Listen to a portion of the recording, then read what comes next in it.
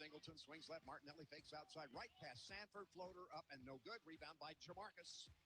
There's a rare miss. Boy, did he ever fake Price out. Here's Price on the other end. Hoists the three. Got it! And the one now. Price Sanford puts up the three. His second one of the game. Central Valley add three, and the Huskers are up 4. Hoiberg drive and kick. Jacobson out to Sanford. Gosh, it's like he catches it in the shooting position. Here it is on the way, and the Denver Broncos have won it in overtime. Fake. Darnold looking, firing end zone. It is caught. Touchdown. Jackson Smith and Jigba. In trouble. That ball is up for grabs. Picked off. Back the other way, Jones. He is in for the touchdown. 4th and goal for the Bears. Williams, first look not there. Back in the end zone. DJ Moore. Touchdown, Chicago.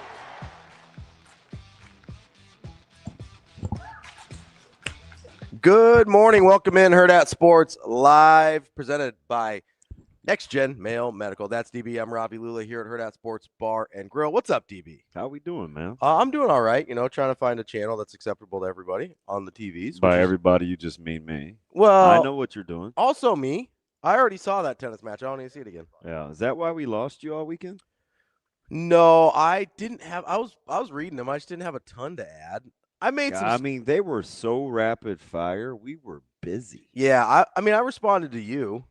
Did you? Yeah. Just the one-on-one? No. Well, yeah. And then when you were like, I would like an apology, I responded to that. I was like, yeah, just kidding. You're like, I'm cool. We're fine. Just kidding. I'm not a big pound of flesh guy, so you could have moved on from that. Yeah, but if you're searching for a pound of flesh and then I'm going to get it. I'm like, you actually don't deserve it, then I'm going to go get mine. Yeah.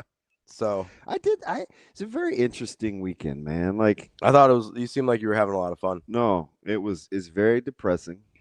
And wait, why was it depressing? It just was. It was just depressing. You didn't want to spend $60 million a year on Kyle Tucker? No, so the thing, yeah. They just were like, you know what? Nobody else is going to get him. He's kind of just okay, right? Am I crazy? I don't know. Was it first half Kyle Tucker last year or second half Kyle Tucker last year? Well, they're both the same guy, right? So because I am also the same guy that said, hey, can the Cubs keep this up offensively? And all the experts, oh, yeah. Like, oh, yeah, that's how they're built. And I'm like, I don't know. And sure enough, they did not. But anyway. Not that you're keeping track. The one thing that I struggle with people in general. What's that? Like I can put like I'm cheering for you. I can't stand the whole wanting to be right versus getting it right. So when people can't get out of their way in the moment because they just have they have to get that one thing right. That you could say 15 things, and 14 of the 15 are yeah, sure, I can rock with it. But that one to cling to just for the sake of being combative. Oh yeah, like No, I'm past that. I can't because over time that you can't rationalize with irrational people. Correct. But so if I had any recommendation, hopefully that's nobody you care about. Because if it's somebody you actually care about, then it's then it sucks. Then it's much more hurtful. Yeah. But if it's just like social media and people like this whole weekend, it was like is a big Cyndi Lauper moment. Shane, do you know what that is? I know Cyndi Lauper. I don't know which particular reference you're making, but and I see your true colors. Good one. That's why I love you. Oh, shout out to Vince checking in from Napa. It's not girls. Don't be afraid. It's not girls just want to have fun. Which Vince? I don't know. It's a new guy, I think. Well, there's only one famous Vince that's out in California. I don't. Maybe he's not new to you. Look, Shane, who was the cool Vince I used to like? Vince D with the apostrophe. D'Onofrio? Is that how you say it? Mm-hmm. I never knew. I would just read it. You remember he was super loud and he always had like those sweet calls, those walk-offs with like Nebraska. I thought you were talking about the actor. He used to be here. No, that's my dude. You talking about the big guy that used to did Full Metal Jacket and Yeah, Criminal or SVU. Law and Order? Yeah. No, he's not SVU. One of the Law and He's Orders. regular Law and Order. Sorry for not knowing which Law and Order of the 8 million it is. I forgot that. I feel like 8 million is kind of a reach. We're getting pretty close on episodes. Wow. We're on like season 27, maybe. Yeah, and there's like 4 different ones, and now there's like 1,000 episodes of each one. Wish I could ask AI. You know, he's quickly. also in the he's in Men in Black too. How many? Yeah. He's the alien. Roach. Yeah. Yeah, I know. He's wearing the aliens or wearing the Edgar suit. How many seasons in SVU? 10, 11, 12. No. We're like north of 30, I think, at this point. Oh, at SVU, 4, I don't 6, know. 8. OG, we're north of 30, I think. 27. Okay. Going on 27. Dang, it's not that there's a in my library. Yeah, so it was. Oh not, no, it's the right one. It's Diadamo. That's the. Is it him? Yeah, it's him. Yeah, it's him. Let's go. You'd know him. Oh, I recognize the name. Yeah. You'd know him. Man, Vince has been rocking with us for. He's an OG, Shane. Ben says he's criminal intent. Is D'Onofrio? Yeah. What'd I say? I don't know. Is criminal intent not the OG? No. So there's okay. Law and Order, then there's Criminal Intent, then there's Law and Order SVU. So it's just the 3. Well, they have the collab now with Elliot. Oh, because he came back and he was undercover. Gotcha.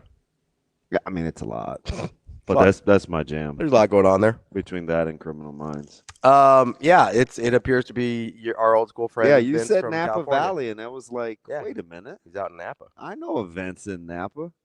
He used to have these epic walk-offs. Yeah, he'd get super excited at the end of the call, and he's and that's why Nebraska. And then he'd like have this crescendo. Is he pro? Is he a positive? Yes. Okay. Yes, he is. Then welcome, Vince. He is a lot like Kobe. What's up, Headley? A lot like, except not. I've never heard Kobe's voice. Yeah. I've talked to Vince a ton. Yeah. Yeah. He's actually one of those people I've met in person too. Well, welcome, Vince. I'm glad you found us. Welcome. Vince. I'm glad you found us.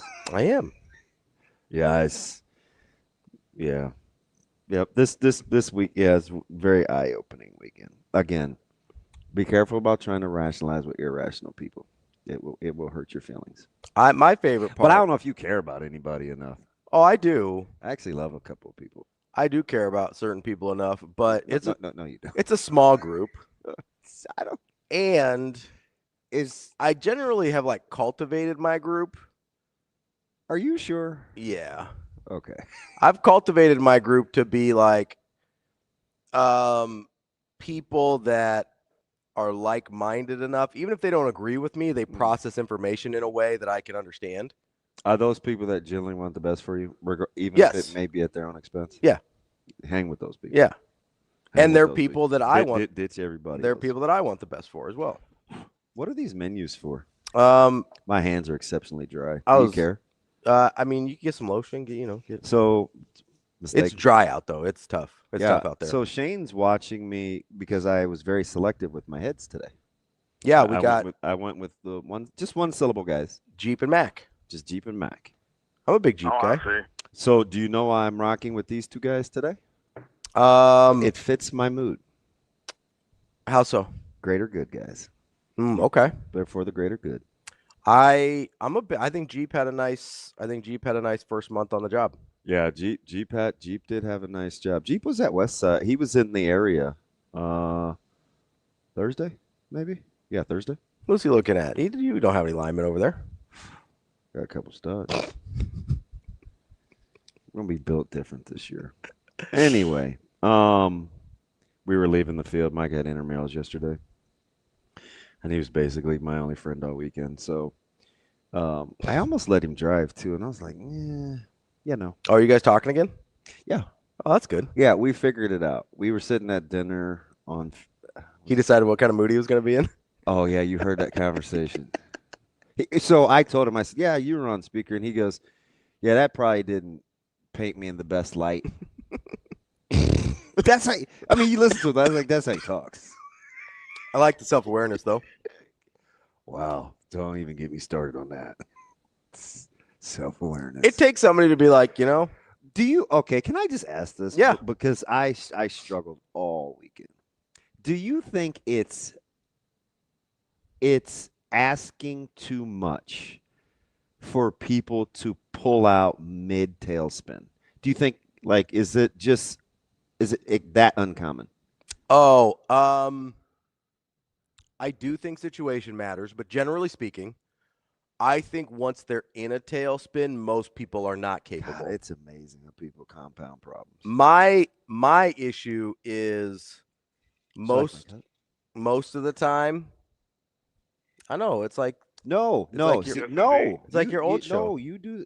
It's like your old show. Well, what is this? Ought to be good. Black and white, right? No, it's Coffee and Cream. I forgot what the name was. I miss Andrew. We got it backwards though too. Look at what he's doing. He's a daddy. He is.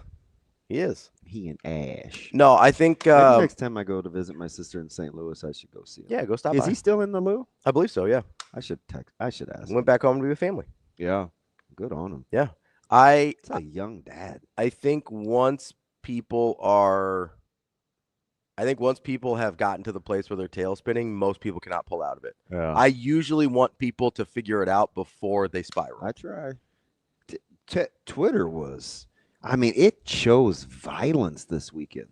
Oh yeah. Fudge. What? And I was here for it. I was here because I was like, all right. What set it off for most people that you were interacting with? Like, where was the tipping point? So it started with the Rhule Ekeler thing. Yep. So there was definitely a vibe. Yep. And it set the mood. It went way over the top with Denver and Buffalo. Denver and Buffalo. Oh. The catch, no catch. So we carried into like different arenas. Yeah, it's similar temperament. Sure. Somebody called me a dunce. I was like, ouch. You know what I've kind of figured out? What? When people start calling me names, it's because I won.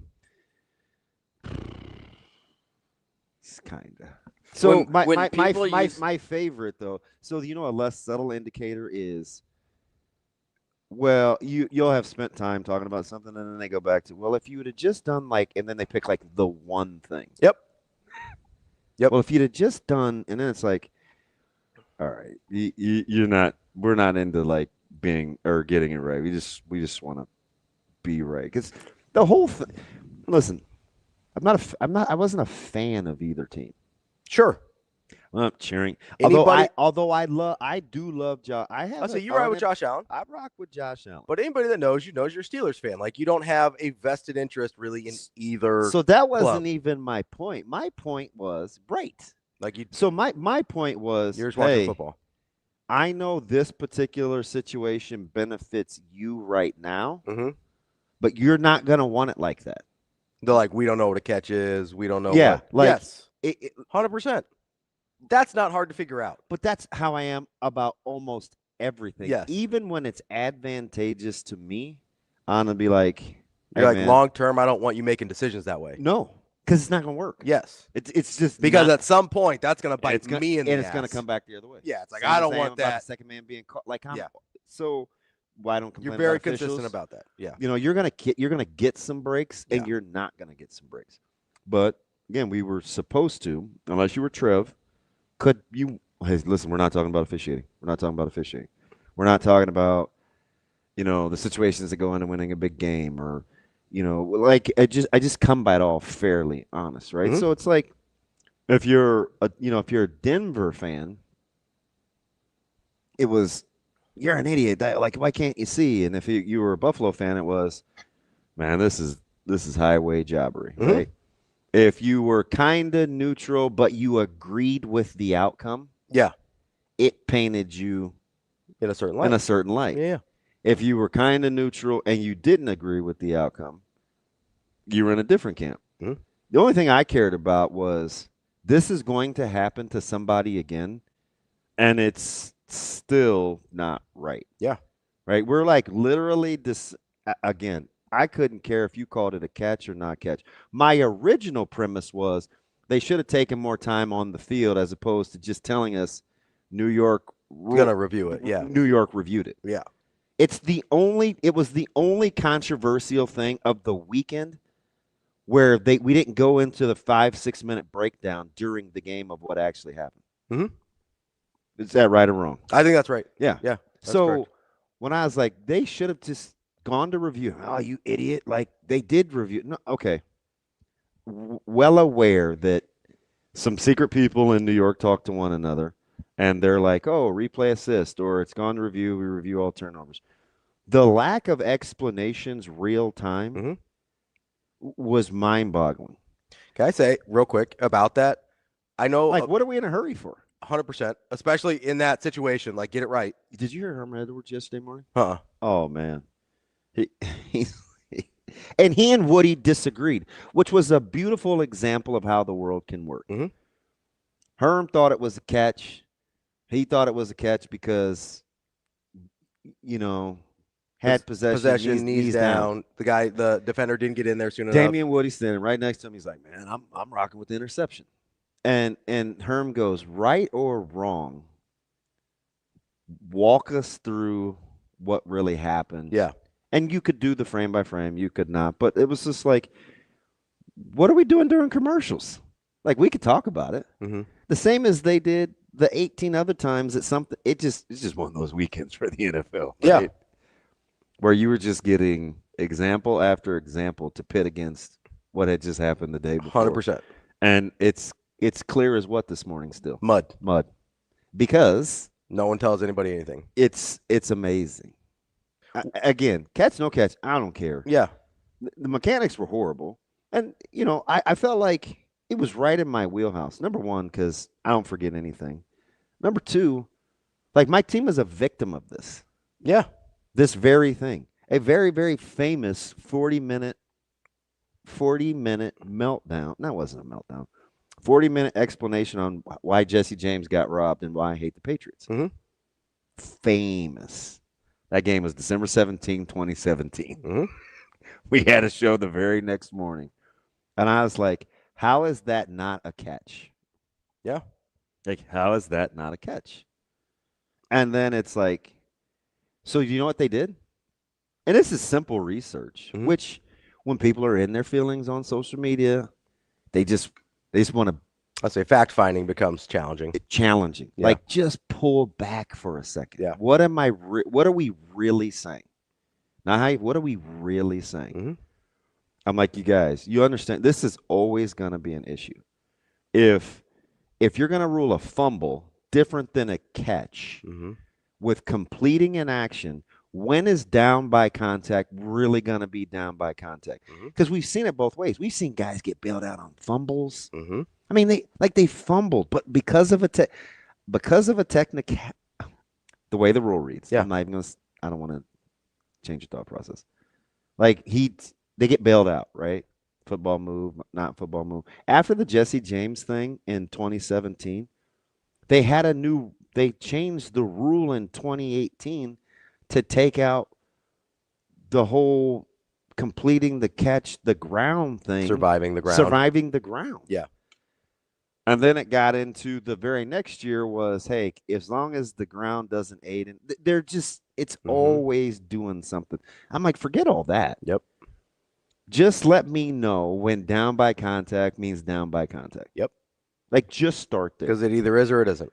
And then the rest is like. Yeah. It can't be like, well, when you're a ball carrier and you're down by contact, it looks like this. But when you're a receiver and you're down by contact, it looks like that. Like that can't be two different things. So who had the sweet pick along the sidelines where he got the knee down? Oh, this weekend? Yeah. Was it Westbrook? I think it was I think it was somebody for the Patriots. It was the Patriots, but I don't remember who the guy was. So what they do, they use the still. They freeze frame, because sometimes, I'm not talking to Steve Palazzi or anybody on Twitter who kept saying stop using stills, even though the frame by three. I'm not a big capture a still guy either. Yes. Except for if I need to establish in or out. Yeah, that's fine. I don't have a problem with that. So, but I get what he was saying. He just was overdoing it because he was exhausted of everybody just doing stills. Which I get. But So he gets the knee down. It's over, and they're talking about the completing of the catch to make sure it was an interception because he was on his arms were on the white. Mm-hmm. In the very next game with Devontae Adams, Yep, the exact same interpretation of down or inbounds versus not. Mm-hmm. But you don't have to do X for it to not be a fumble, but you do have to do X for it to be a catch. For it to be a catch. Yeah. When is down? Because I think Buffalo, I don't want to speak for everybody, but I said this to Robert Littall. I'm like, you're gaslighting these guys like they're dumb. Buffalo just wants an explanation on when down by contact is down by contact. I think that's what Buffalo fans wanted. I think so. Right? Yeah, like fair. Which is what I think McDermott was saying in the presser. But then, social media is gonna social media. But the only reason that I tripled my tweets in one day is because of the Pittsburgh thing. Yeah. Because the connection back to it. And the rule change. And what they were trying to clear up. Which they did not at all. Not at all. I will say one thing and the wish between Macaulay and Sarah, some of these guys on social media, I'm like, you guys know that social media is they'll go back and dig. Mm-hmm. Right? So if you're gonna make these, definitive, this is how it is, some of these threats, I was like, well, we're not getting any resolution because we're not having clarity. What were you just looking up? No, I was trying to, because Kobe keeps talking about surviving the catch. So I was trying to look up the current definition from the NFL, because I thought they had changed that terminology of surviving the catch post Pittsburgh. The ground, yeah. Or surviving the ground. So I was looking up to make sure. The one thing I will say that goes a long way, that requires zero rule changes whatsoever. And I know a lot of people probably don't watch a lot of random ACC football. The ACC has the conversation piped through, they've got the audio anytime they review a call. And I think that actually helps a ton, because nothing changes. The definitions don't change. The interpretations don't change, but everybody knows what discussion was had. And I think that forces the referees to have better discussions about what they're looking at. I actually think it helps a lot. Yeah. Just to have the transparency of what is being discussed while they're reviewing this. And I think it makes for better decisions. I really do. Yeah. So 17-18 of surviving the ground was the first iteration of the new rule. Mm-hmm. But to Kobe, to the point I'm trying to make versus what Kobe's saying is, what Kobe's doing is part of what I think the problem is. Mm-hmm. I don't think it makes sense to most people. It's not whether it was a catch or a not catch. It's the inconsistency in what a catch is versus down by contact versus when is down by contact, down by contact. When is down by contact, down by contact. We get the completing the catch thing. That doesn't make it a good idea, though. Mm-hmm. Because that's what's hard for people to rationalize. Why do you bail people out on a fumble, potentially, but not a catch? And what's the real football move, right? Mm-hmm. In that situation, what is the football move? So Kobe. So what is a runner? Is lunging running? Is sliding running? Is diving? Is diving running? Because here's the thing. The caps don't help for clarity. I'm trying to get to the bottom of what we're talking about. Because if it has to do with being a runner, any diving catch is never a catch. Yeah. If we're talking about being a runner in the strictest sense, any diving catch should never count. Yeah. So that can't be it. So right? If I catch a ball. Also, I'm looking at the NFL rule book. There's nothing about being a runner in here. No, I know. I am. I'm literally looking at the definition of a catch. It's okay. There's also nothing about surviving the ground. No, can I just say this real quick? I'm doing two things at once. Yeah. One, I admit my food storage practices are not the best. They're not the best. I just want to get that out of the way. Just saying. Yeah, that's fine. Yeah. So, can I ask another question? Yeah, go ahead. About the catch no catch thing. Yeah. Do you think the ground helped Butte yesterday? I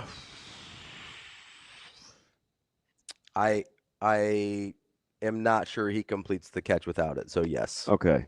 Yeah. But did it look like it was enough of his own volition where we were willing to be like, So yes. That's what we do. Yes. That's what we do when we decide if the ground is a thing or not. 100%.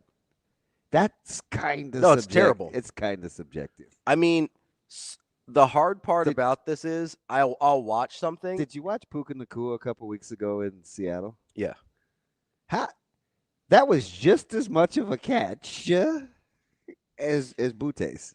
Yeah. I always want to say booty. It's Butte. Yeah, it's Butte. And by the way, do you think he loves Drake May? Like, this dude's reemergence as the guy we thought he was coming out of college is sick. But anyway. It's incredible what happens when you have a quarterback. Dude, Drake May is a mother. Just ask Peter Warwick. Like, wow. I'm just saying. Is Peter Warwick the one guy whose career you would like? If you could pick any of your dudes, you want him playing sometime else? Yes, 100%.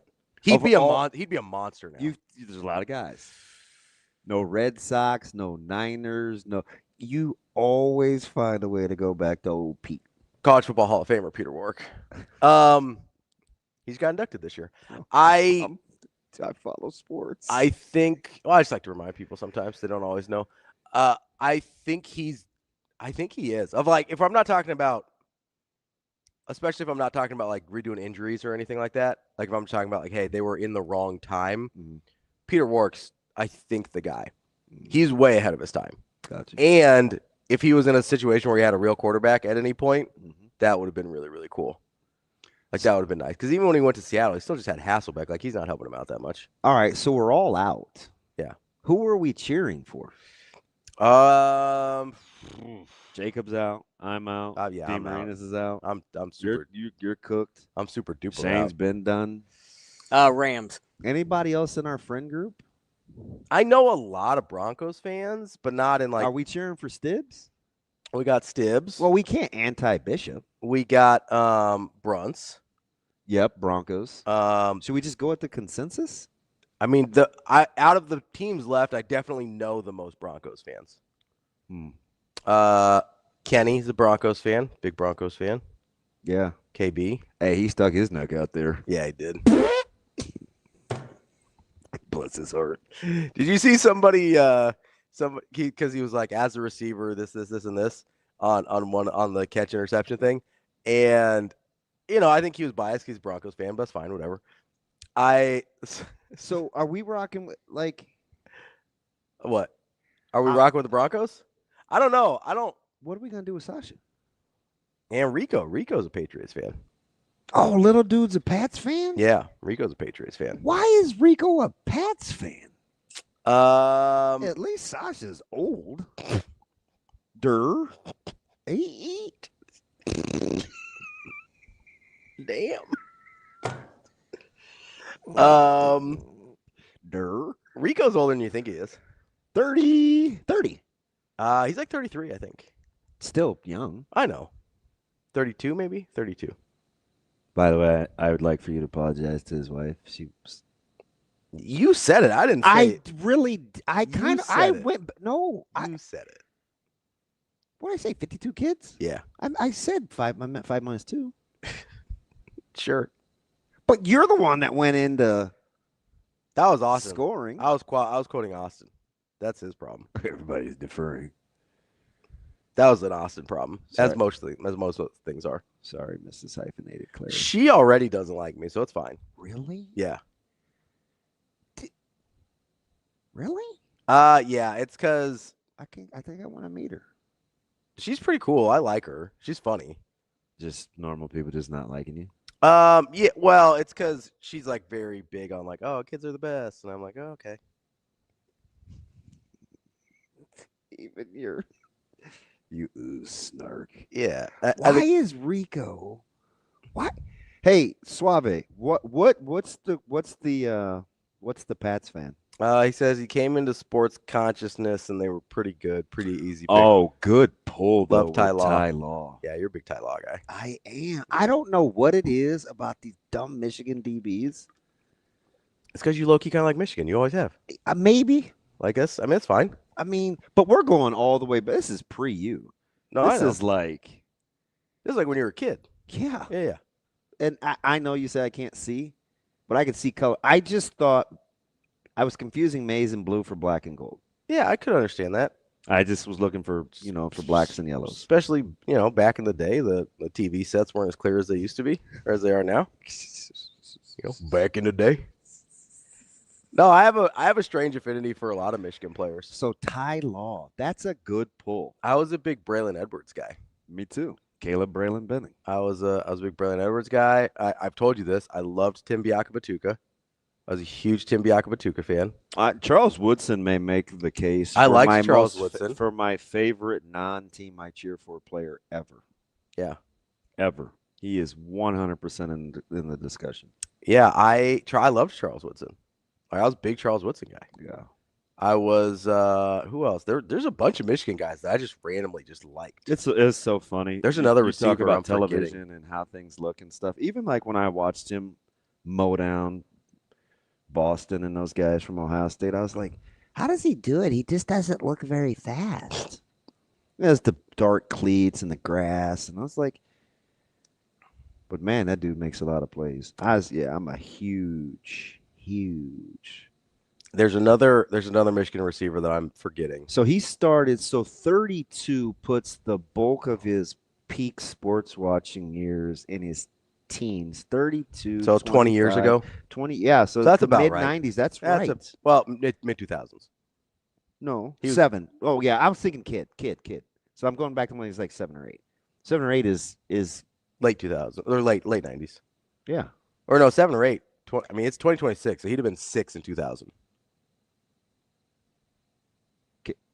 Okay. So his right around 2000. So that makes sense for the Patriots Yeah.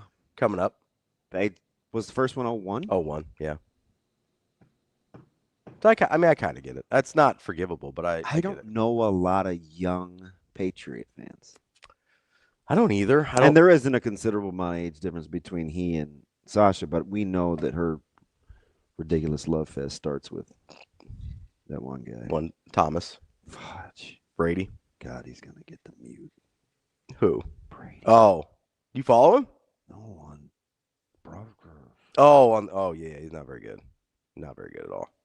I am a big Braylon Edwards guy. I'm trying to find Can you this. imagine Caleb's his first name was almost Braylon. What made you go with Caleb? His mom. Well, fair. Oh, plus we went biblical. Caleb, Micah. Oh, yeah. Okay. Yeah, Micah was almost Daniel, but that was too A little too biblical. peanut butter and jelly-ish. Oh, So I of thought you course were gonna Daniel's say his middle name. too white. No, Oh, okay. no. I was asking. Who said, "Can we ever have a Who was- conversation without introducing race"? Who was that the group Caleb? text or was it? No, it was Austin. Oh, yeah. Weird Who- that the Grand Dragon would select. No, Who was Caleb in the Bible? no, I just meant because I watched. No, I don't mean like the wizard. I meant like, Like Harry Potter. yeah, of course. Yes, Shane. I'm Who, sorry. who was Caleb in the Bible? What do you mean? Who was? But you said it was biblical, so that's Yeah, he was. He's a character in the Bible. okay. You know, like Moses and never. Yeah. Abraham. I'd have got my. Yeah. Are you? How grounded are you in the Well, word? Well, I mean, I've read some of it, but I just don't remember a Caleb. So that's why I was just wondering. Let me who it was. just generally speaking. What animal is Daniel notoriously associated with? I don't know. Lions. Am I talking to you? He said, I don't know. I was trying to help him out. I just was testing his deal. Shane, so according to the text, Jesus was good with bread, Okay. water. Okay. What was the protein? Fish. Okay. All right. So we got basic knowledge. Why is that funny? Let's start small. What's that? You're definitely not good at this encouragement thing. No, that's why I stopped coaching. I'm bad at encouragement. I'm bad at teaching. I was like, ooh, that's 2 out of 3 ain't great. All right, Meatloaf.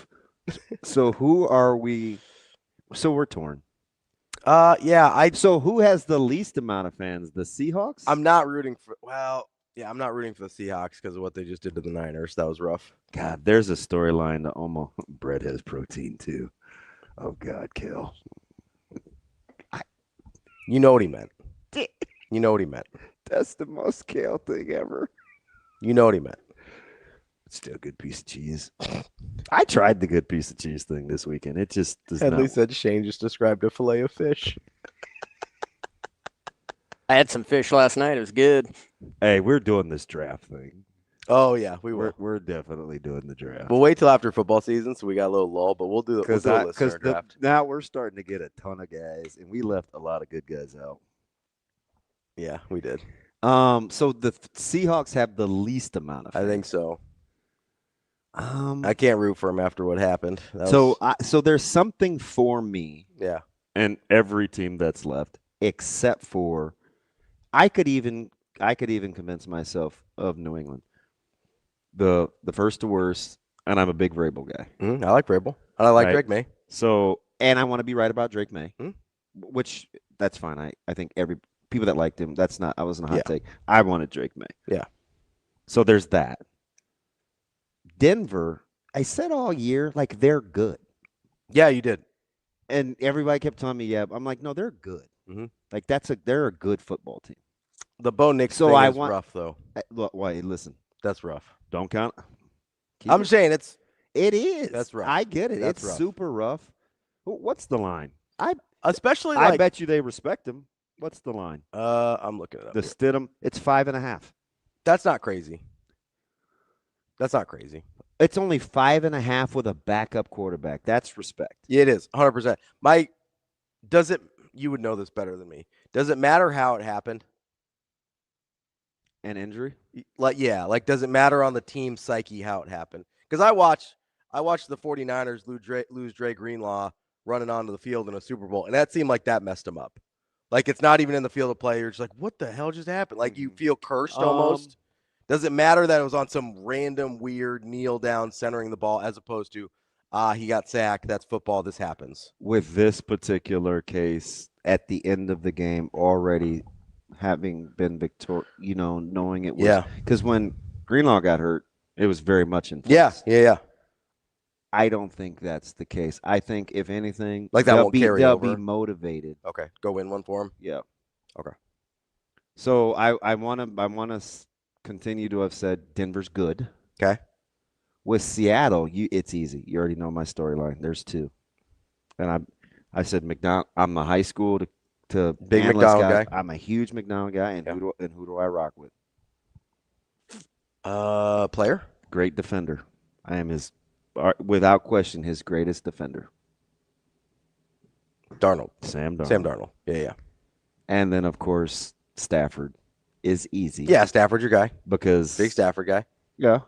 And I almost wish he wouldn't have got that first Super Bowl, because when I was saying he was going to be a Hall of Famer without it, I don't know if I'd have been right.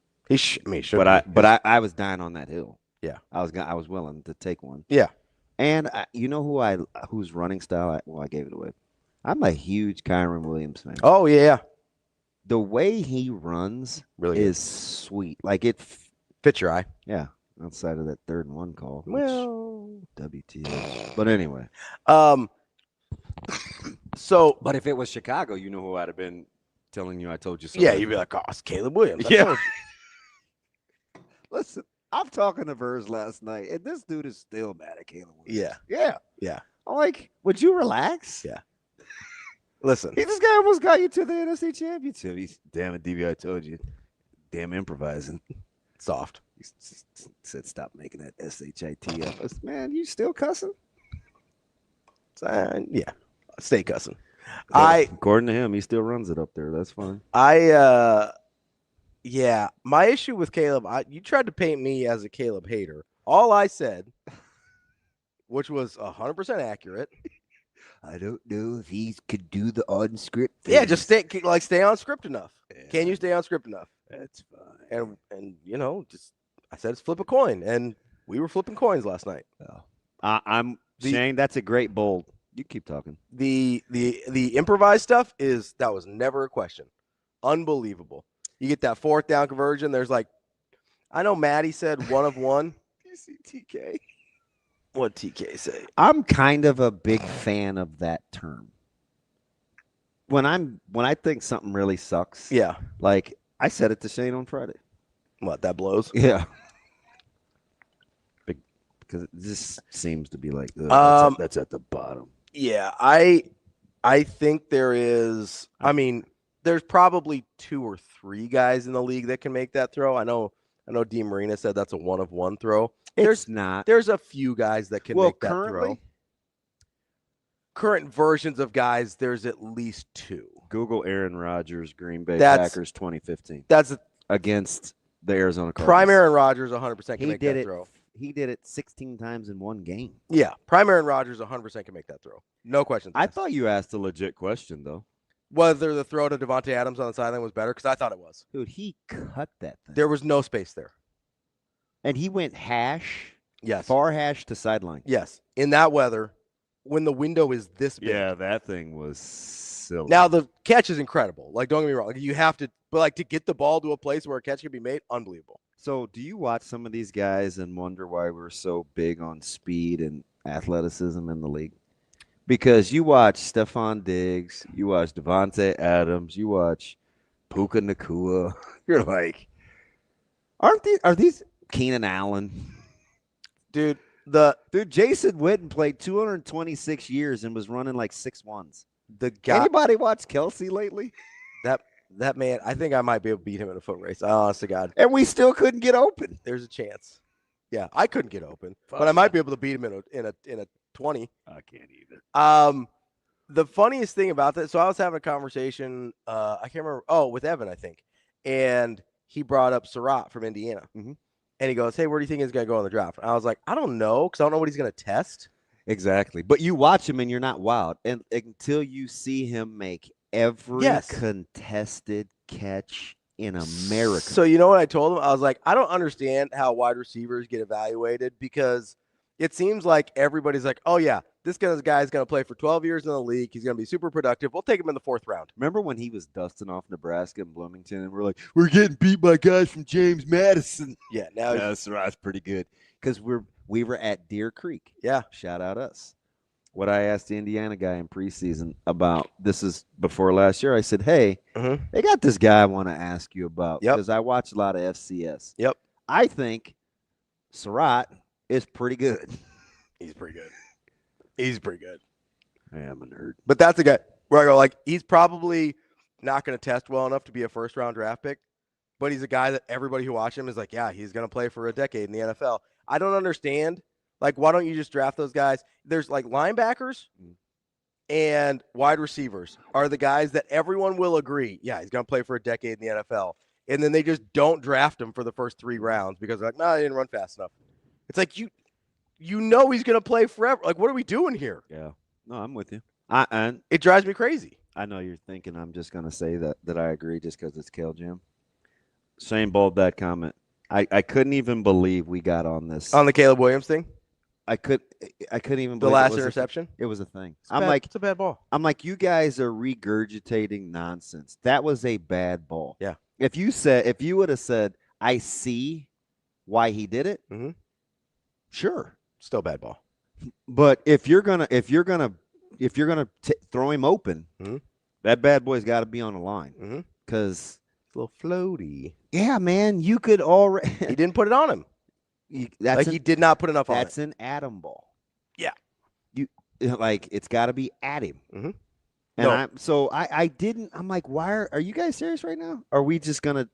And I love Caleb Williams, but I wasn't about to just falling over that. That was a bad throw. And again, I see the coverage. Mhm. He just didn't execute the throw. And I'm Which- not blaming DJ Moore on quitting on the route. I'm guessing he saw the throw and it was like, oh, No, you know what he saw? what? He saw Curl with leverage. Mm.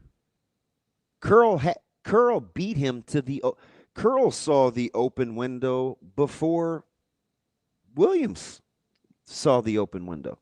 So if Curl's already closing distance, Mhm. it has to be flat Yeah. or on him. Like the float. Yeah. Float on. Then you do a little spin around. Float. Float on. That's R&B's early. Yeah, I missed that one. Clubs were still segregated, so you probably weren't. You weren't at the Cottonwood. No, I was not. No, I was not. There was. Although it'd have been your style of dress. Well, I'll suit it up. Oh yeah. Boat shoes. No, Different style. dummy. Well, I'm sure there's a club Probably that. closer to wingtips. Yeah, no, I like a wingtip. I'm gonna get all Well, suited. I'm helping him out. No, all suited and booted. I was just trying Can I help our little friend? not to make any jokes about segregation on Martin Luther King Jr. Day. You know, I'm here working. I might as well. then you throw cotton at me. I was like, whoa, easy, man. I got Bryce, big Providence guy. oh, North Carolina guy. Him too. By the way, Yeah. What's up? How you feeling? speaking of cheering for guys that I hate, Yeah. UB Davis? no. Oh, okay. You probably don't because they're flying under the radar, except when I always mispronounce their best player's name up in Portland. Oh, Denny Avdia. Him too. Are you paying any attention to Caleb Love? No, not at all.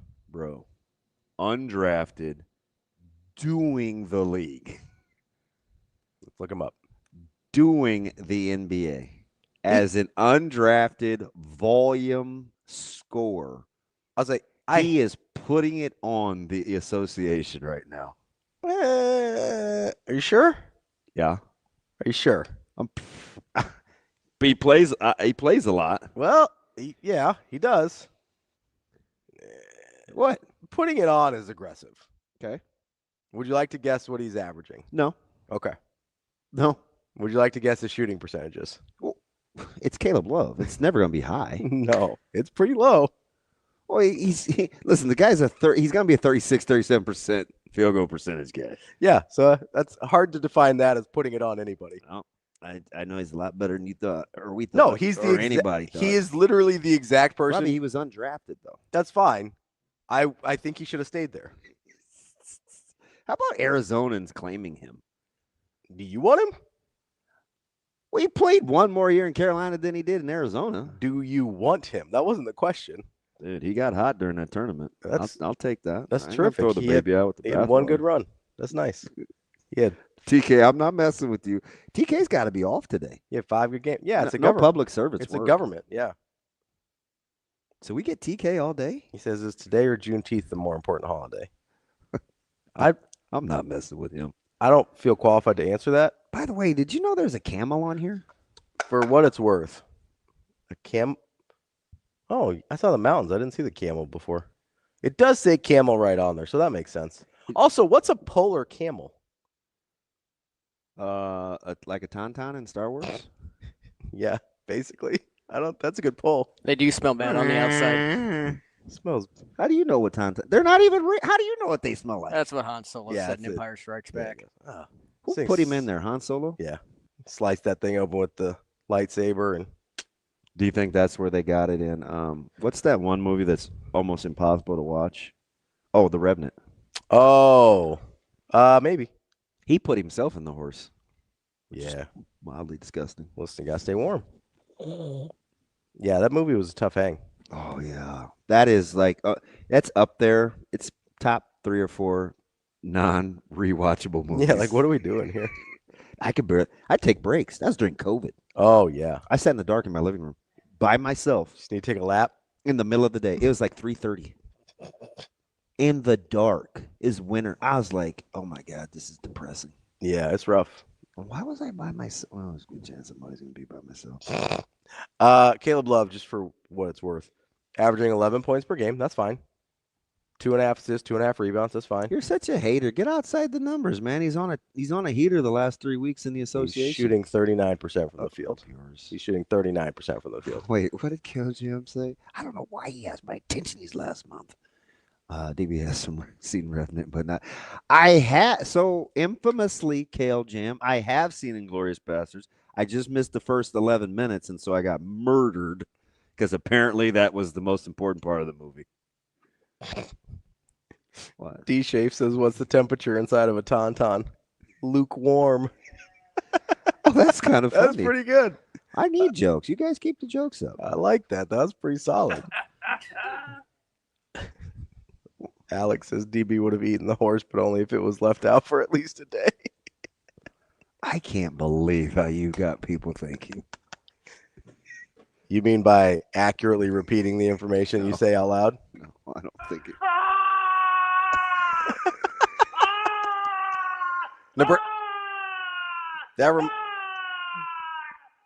That's the horse head in the bed in Scarface, right? In Godfather. Yeah. Godfather, I meant. That reminds me, Nebraska won this weekend. Shane, do you have that queued up? 18-0. You have that queued up with my man KP? We'll hear it at some point. Okay, thank you. Just buying himself time. No, it's fine. It's it's Nebraska's 18-0. And now these are their two trickies. Washington, Minnesota. Yes. Washington and my man Yates is back. We're the only people in the Midwest talking about Yates and Diallo at Washington. Yeah, for sure. Yeah, he's back. I would imagine most people in Washington are not talking about Yates and Diallo. No, they're good. That's fine, but they're talking about the Seahawks. Back to guess. Yeah, probably. I did a thing a couple years ago where I was in Seattle. Somebody flew me out there, Washington. I don't know, somebody for Nebraskans. Mm-hmm. And it was Carolina was up playing in Spokane. Oh, did you catch him? No. Oh. It's not that close. Oh, yeah, Spokane's not that close. Yeah. So, but anyway, I just remember being at the event when they were playing up there. Mm-hmm. And nobody talks about Washington basketball. And Washington basketball was really good that year.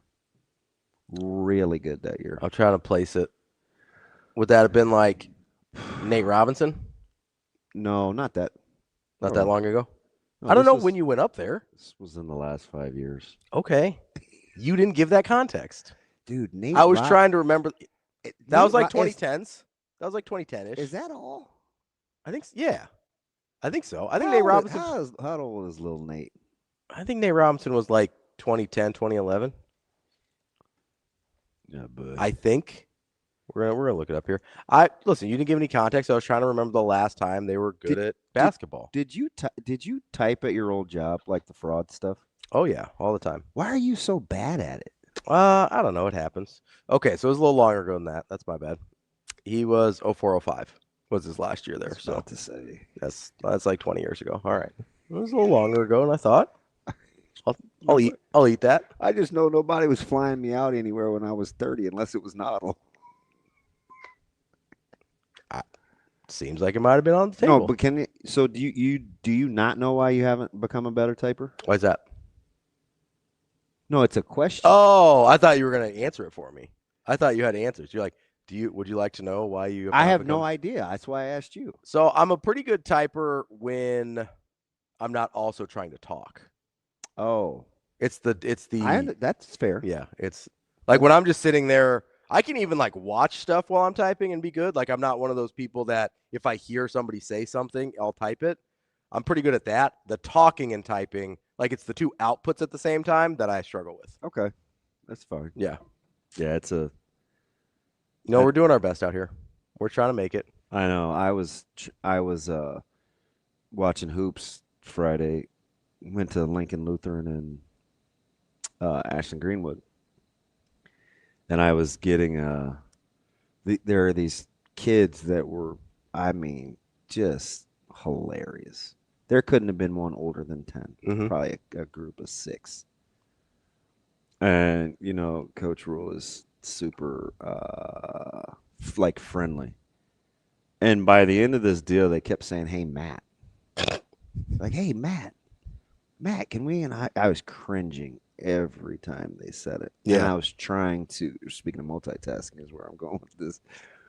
And I was talking to Coach Jackson at the same time because he's got a guy. He got Freeze and he got Kuhlman. Kuhlman's at Lincoln Lutheran. I'm like, hey, man, watching your guy, super good frame, whatever. And I'm trying to text. And twice in a row, I went, Matt. Because the kids kept saying it. And I was like, see, that's why I voice text. But it was too loud for me to voice text, so I actually had to type. By the way, Kittrell's a good athlete. I was going to say, how's Kittrell? He's a really good athlete. Yeah. We walked in. So this is funny. So we walked in, and Leona went to go, with the kids to go get some concessions. Yeah, snacks. Coach Rhule gave these kids. They just gave him a 20 and was like, "Hey, go nuts." No, he wanted something, but told him to keep the change. Gotcha.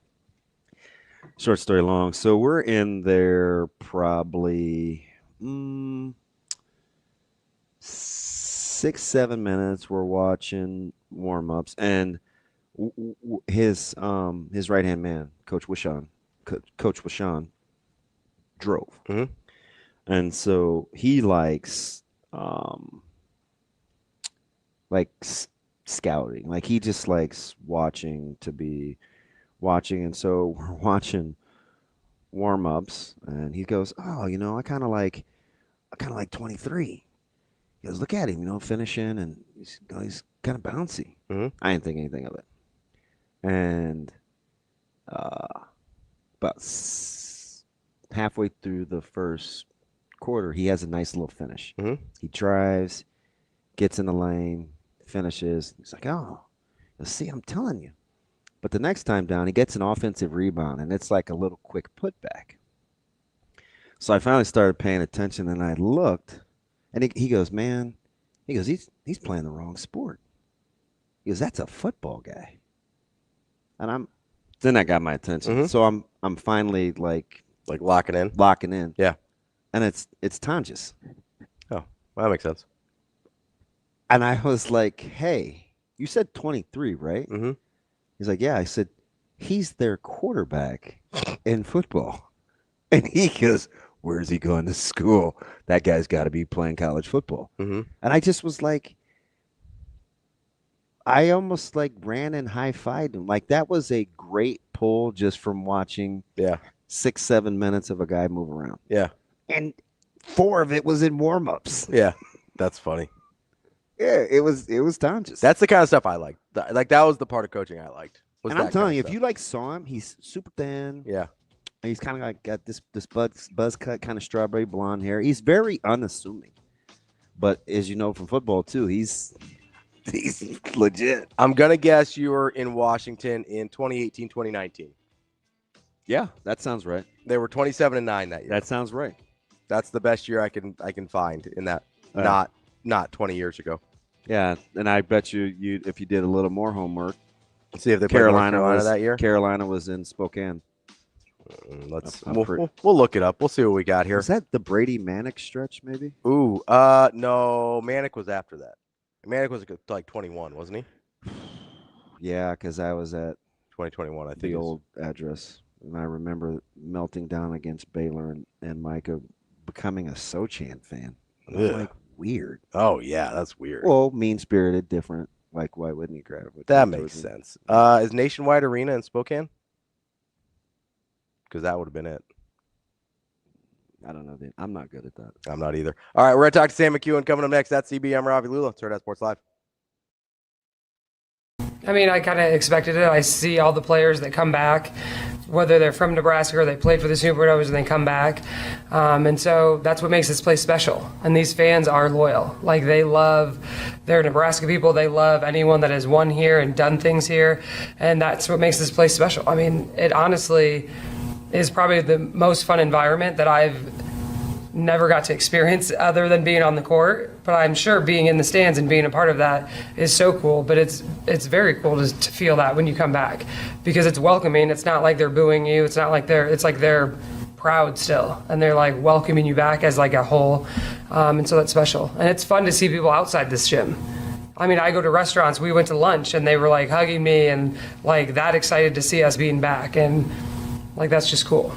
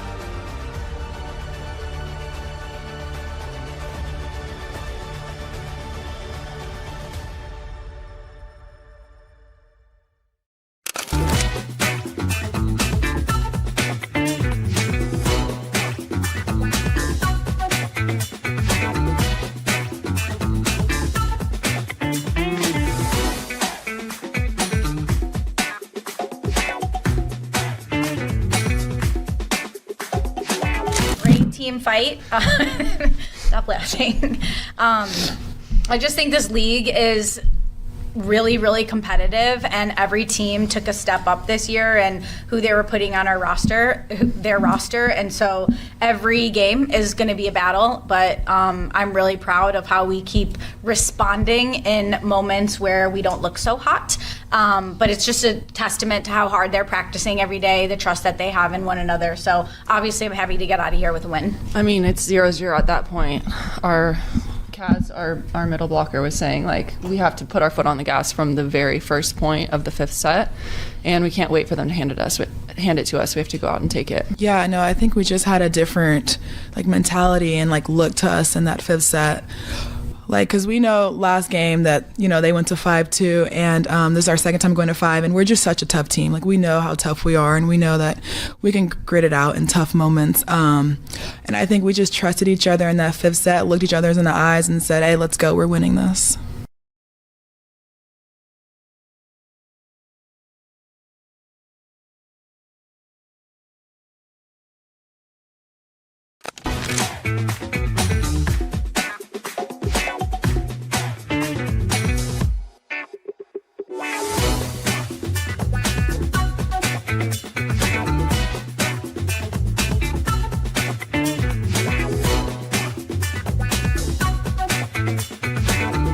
I just.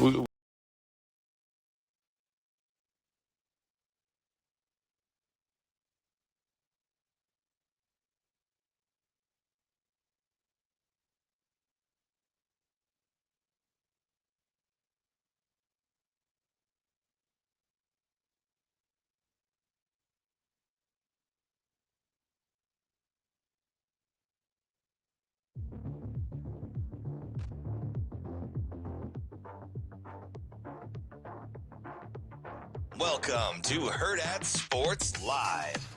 Play-by-play is superfluous here, plus it's unnecessary because there's no drama left except for the emotional party we can all celebrate vicariously. Second shot no good by Crop, and it's over. Huskers will dribble it out. How about that, Jeff? 18-0, KP. Another great second half offensively. 18-0. Nebraska 7-0 in the conference, 4-0 on the road in the conference, 8th ranked in the country. Wednesday night, Washington coming to town, and let's husk it up. Welcome back, Hurrdat Sports Live, presented by Next Gen Mail Medical. That's DB. I'm Ravi, Lulla here at Hurrdat Sports Bar and Grill. We are joined now by Sam McKEWON from the Omaha World Herald. Sam, how are we doing this morning? Good. How are you? Sam, did you know it was superfluous? Superfluous? There you go. Plus it's unnecessary. I was like, those mean the exact same thing. But did you like the little anticlimactic, no drama, handle your business in Evanston performance by Nebraska basketball? Yes.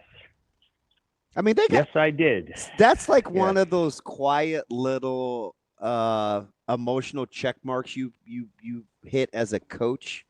That's a we're a good team win. Yeah, to know you did what you were supposed to when it would be easy not to. No drama, like right? that's but it's not like you can't go beat your chest over it. You just make like mental note of that. You know what I mean?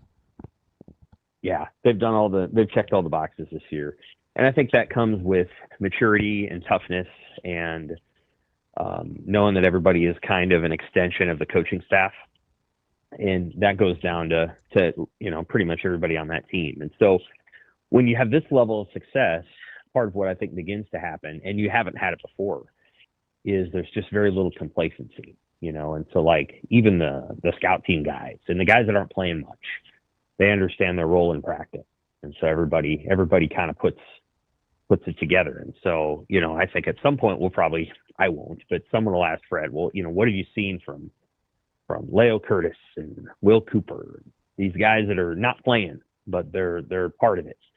And I think Fred will say, they're a big part of what we're doing because, they're giving us the kind of look, they're giving us the kind of look that undefeated teams get, and so everything I think is hitting on all cylinders there. And there's no reason to think that they're gonna have a backslide. They'll probably lose a game somewhere along the way, but I don't anticipate anything drastic there. I think they're going to keep steaming forward, and they're going to be a hell of a tough team to beat in March.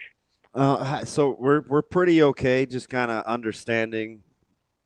The net's a little fickle with Nebraska. KenPom is, I think, slightly worse than the net. I have to check. They're up to 13 on KenPom. And what, 10 in net? I believe so, yeah. So accurate statement. Just a little behind with KenPom, even though they are one of 3.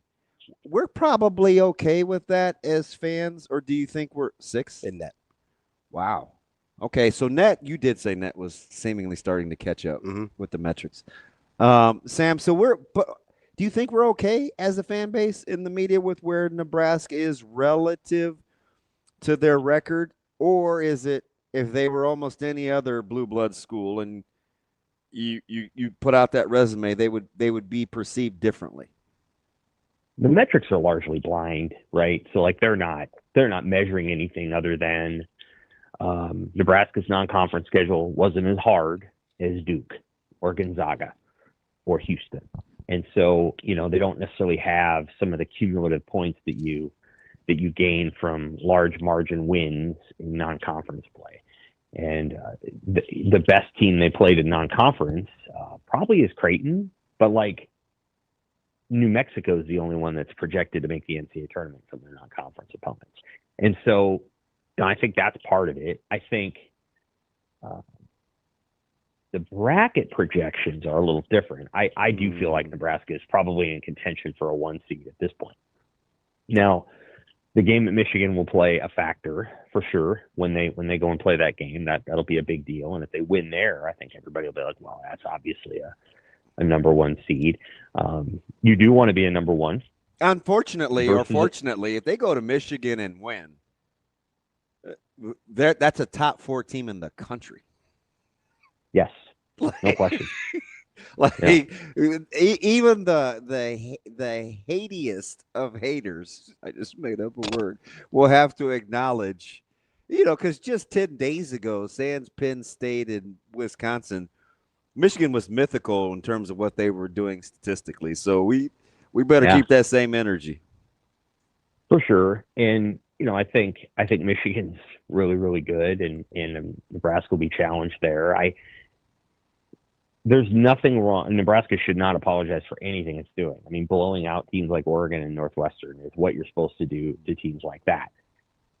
They're not playing the elite competition right now. So this is going to extend. They're going to play Washington, and they should beat Washington by 20. Washington's hurting. And then they go to Minnesota, and that's going to be a tougher game for sure. And then they're going to go into a long stretch of games that are going to be a bear. There's going to be a bear, and somewhere in there, they're going to have that game.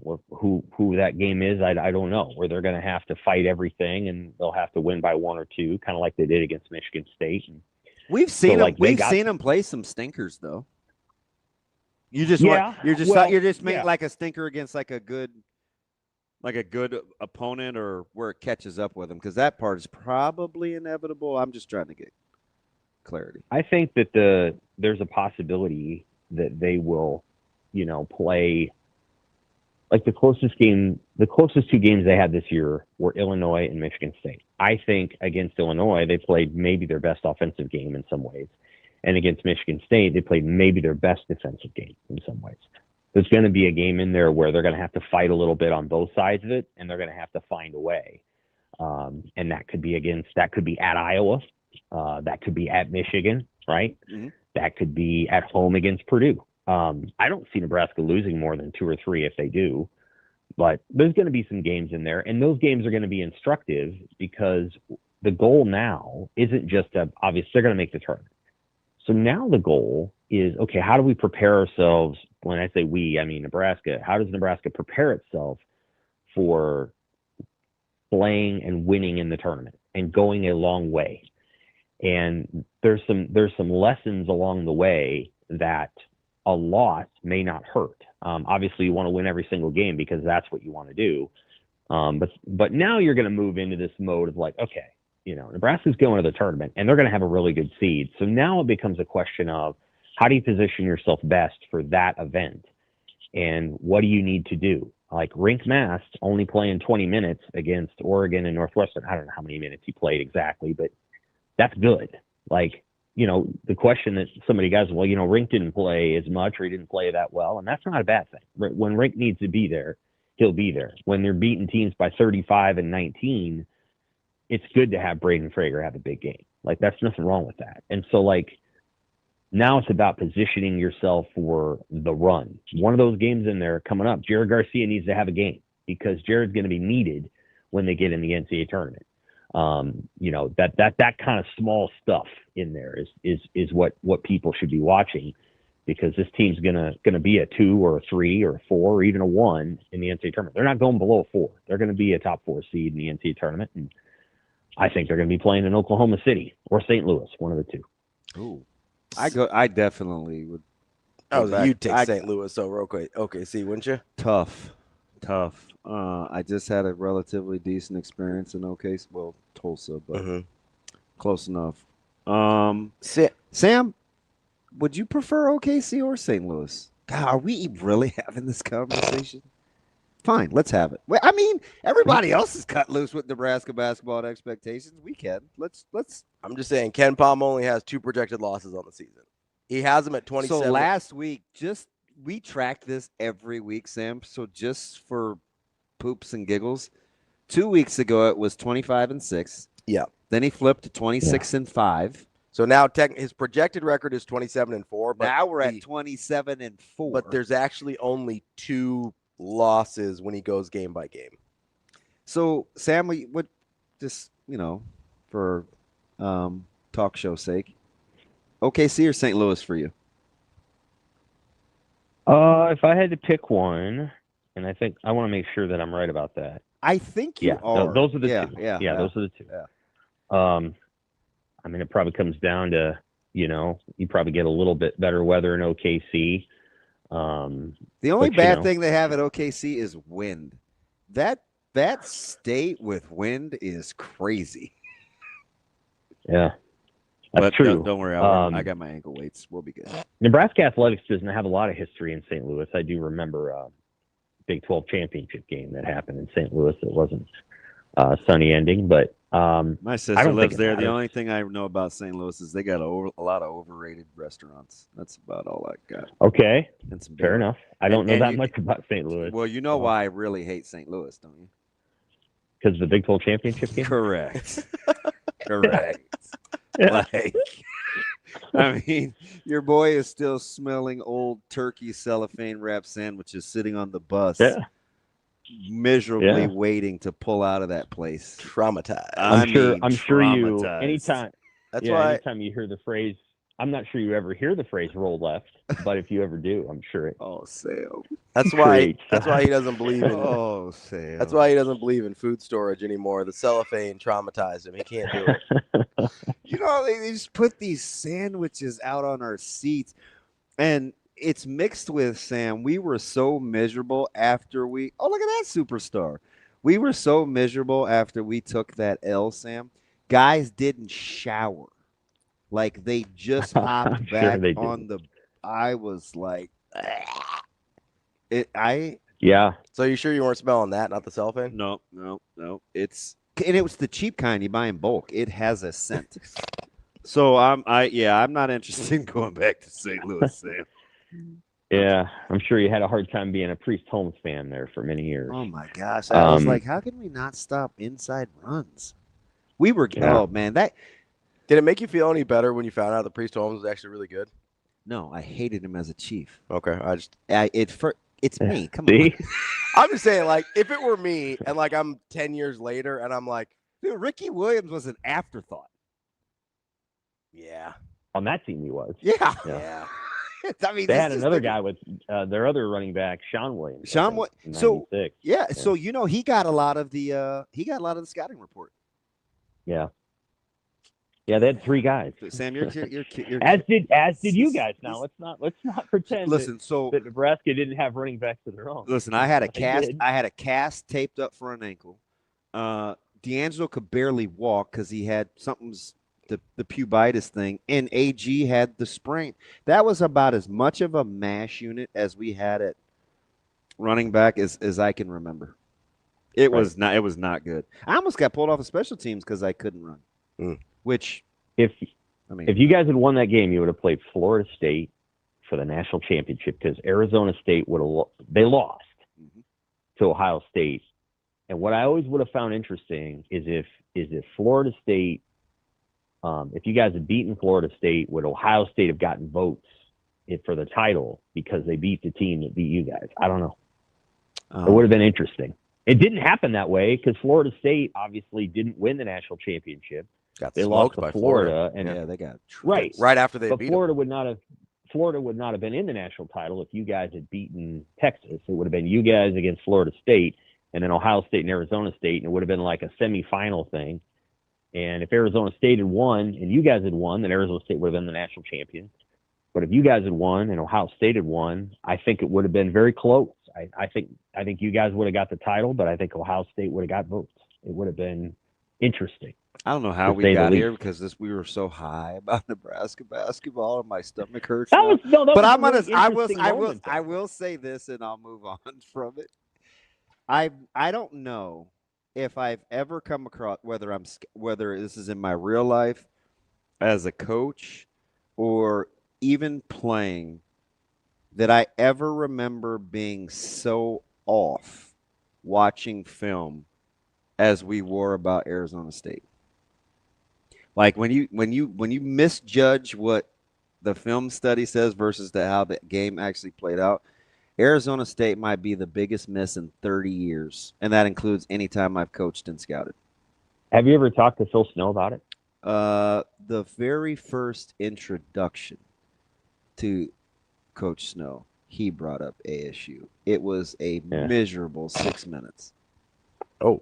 So it's the 30-year anniversary of that next year, and I want to do a story on that because obviously that was, one of his favorite memories, and he coached Pat Tillman and all this other stuff. But yeah, so Michigan prevents Ohio State from playing for the national championship because they beat them, I think 13-9 the week before the Big 12 championship game, and then you guys lose, and then it's so weird. Florida had no business winning the national championship that year, Sam, and yet they did. Jake Plummer was giving us the bird in warmups. I'm sure he was. Like their swag was unreal. Yeah, and they had the crowd. I've hated that Jake was Plummer pretty tough forever, and he's a good player. It's just because he is smug and he was right. I think he's a farmer now. Like he grows. Yeah, he grows mushrooms. Something. Yeah. That's what Wait, what? Yeah, he grows mushrooms. He's a mushroom farmer. Like psychedelic or the kind you eat? I think it's the kind you eat. Maybe so. I don't know. I think it's all the above. Zip it. He makes good money. Like I credit somebody who doesn't have to do anything after they play the NFL for doing that. He's got a big career as a farmer. All right. Let me transition. Are you done with basketball for a second? Yeah, that's fine. I think Jake Plummer has exactly the same number of career touchdowns and interceptions, if I remember correctly. I think it is dead on. Yeah, my stomach hurts. Shane, pass me the Pepsi. 161 and 161. All right, zip it, Marty. Sam, when you're talking about kind of the next evolution, you guys wrote about it. You're talking about what's going on with special teams and Nebraska and the vision there, and right, there's always going to be a couple sides to the story. As you watch this thing kind of unfold and play out, does your gut tell you this will be a blip, or will we revisit this in another 6-7 months? Oh, well, I mean, I guess you could revisit it in 6-7 months if you're feeling like, special teams doesn't come through or perform the way that it needs to. Or if the defense doesn't work, right? Like, I mean, the most important hire and decision that Matt Rhule made this offseason really has nothing to do with Mike Ekeler. And I think part of what I was writing about is that the most important decision that Matt Rhule made was hiring Rob Orge. And then Rob Orge hired his guys, right? And he did. He hired a lot of his guys. And the defense is more important than special teams. So that's not to say that special teams isn't important. It is. But the most important thing happening is Nebraska getting back to having a defensive identity that's consistent with Rhule's history at every stop that he's been at. That team, the 2025 defense, is the outlier in his tenure. Now, okay, the Baylor defense back in 17 or whatever was terrible, but they didn't have any players, and that's not the same thing. By year 3 at Baylor, he had one of the best defenses in the country. By year 3 at Nebraska, he had one of his worst. If you look across Temple, Baylor, Nebraska, and even Carolina. So that had to get fixed. And I think he has owned that, and that's the thing he needs to wear. Like, if you want to be critical of the way that the defense went last year, that a lot of that's Rhule. He's the one who hired Butler, and he's the one who elevated Butler to that role, and then he's the one who insisted that Butler use the same scheme that they had been using, and he's the one who paired Butler with all the assistant coaches and hired the guy from the chief. Like, that's all Rhule. So if you want to be critical, you can be critical of that. This whole thing with he hired a special teams coordinator specifically to coach special teams, offered him a contract extension to be the special teams coordinator, and the special teams coordinator wants to be a position coach too. I mean, he would be doing, and if he told Rob Orge, well, you have to make this guy a position coach as well. And enough of that. No, I mean, that doesn't have to happen. Like, they've already kind of done that, and it isn't worked. Like, it, and so I think you've got to let your defensive coordinator have the autonomy to do what he wants to do. And if he wants to keep Rob Dvorak and then also stand next to Rob Dvorak and coach the linebackers together, then that's the way they're going to do it. If he wants to hire Miles Taylor to go back and coach the safeties while Addison Williams oversees the whole unit, then that's what they're going to do. Like, well, you talk, the defense is more important. Talk about a personality shift in that secondary room. MT Taylor is not, and I repeat, a fake tough guy. That the temperament in that room will either catch up with his philosophy, or they will turn that thing over in a year. He's no nonsense, Sam, and not a fake tough guy. Good. I think, and look, all those things are good, and I think that's what I don't know. Like, listen, and I don't know if I'm not saying it's good or bad. I'm just telling you what it is. I don't have any. I have to see it play out. I'm just telling you the contrast is vastly different in that room. I think a team that plays, I don't know. I mean, again, a team that plays really aggressively and really tough is probably where they need to be. Yeah. And it could probably be a good balance to Coach Williams' personality, because Coach Williams is kind of a lover, and he's I do think they have different personalities. So maybe that I could see that being a plan out too. I think it's striking that they hired 2 former Iowa Hawkeyes to coach defensively. I mean, and that tells you something. Now, they played in different eras. So Corey Brown was at the outset of the Ferentz era, and he was in the Hayden Fry era. And I think that era was different than what Miles Taylor played in, for sure. But well, the consistency and how you are in the building is very similar. I think that's very savvy on your part. I think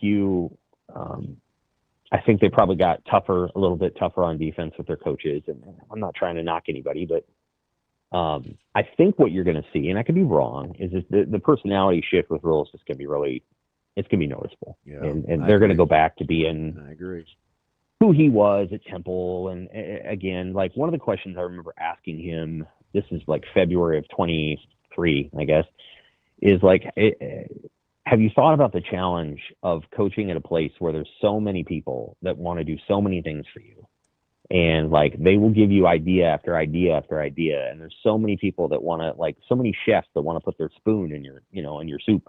Mm-hmm. And he said, he's like, well, in Carolina, we had a lot of coverage and a lot of attention. I'm like, that's not what I mean. I don't mean media attention. I mean that, like, you're going to be surrounded. Yeah, you'll by get people an who email that constantly have says, ideas. "Hey, can you get me 203?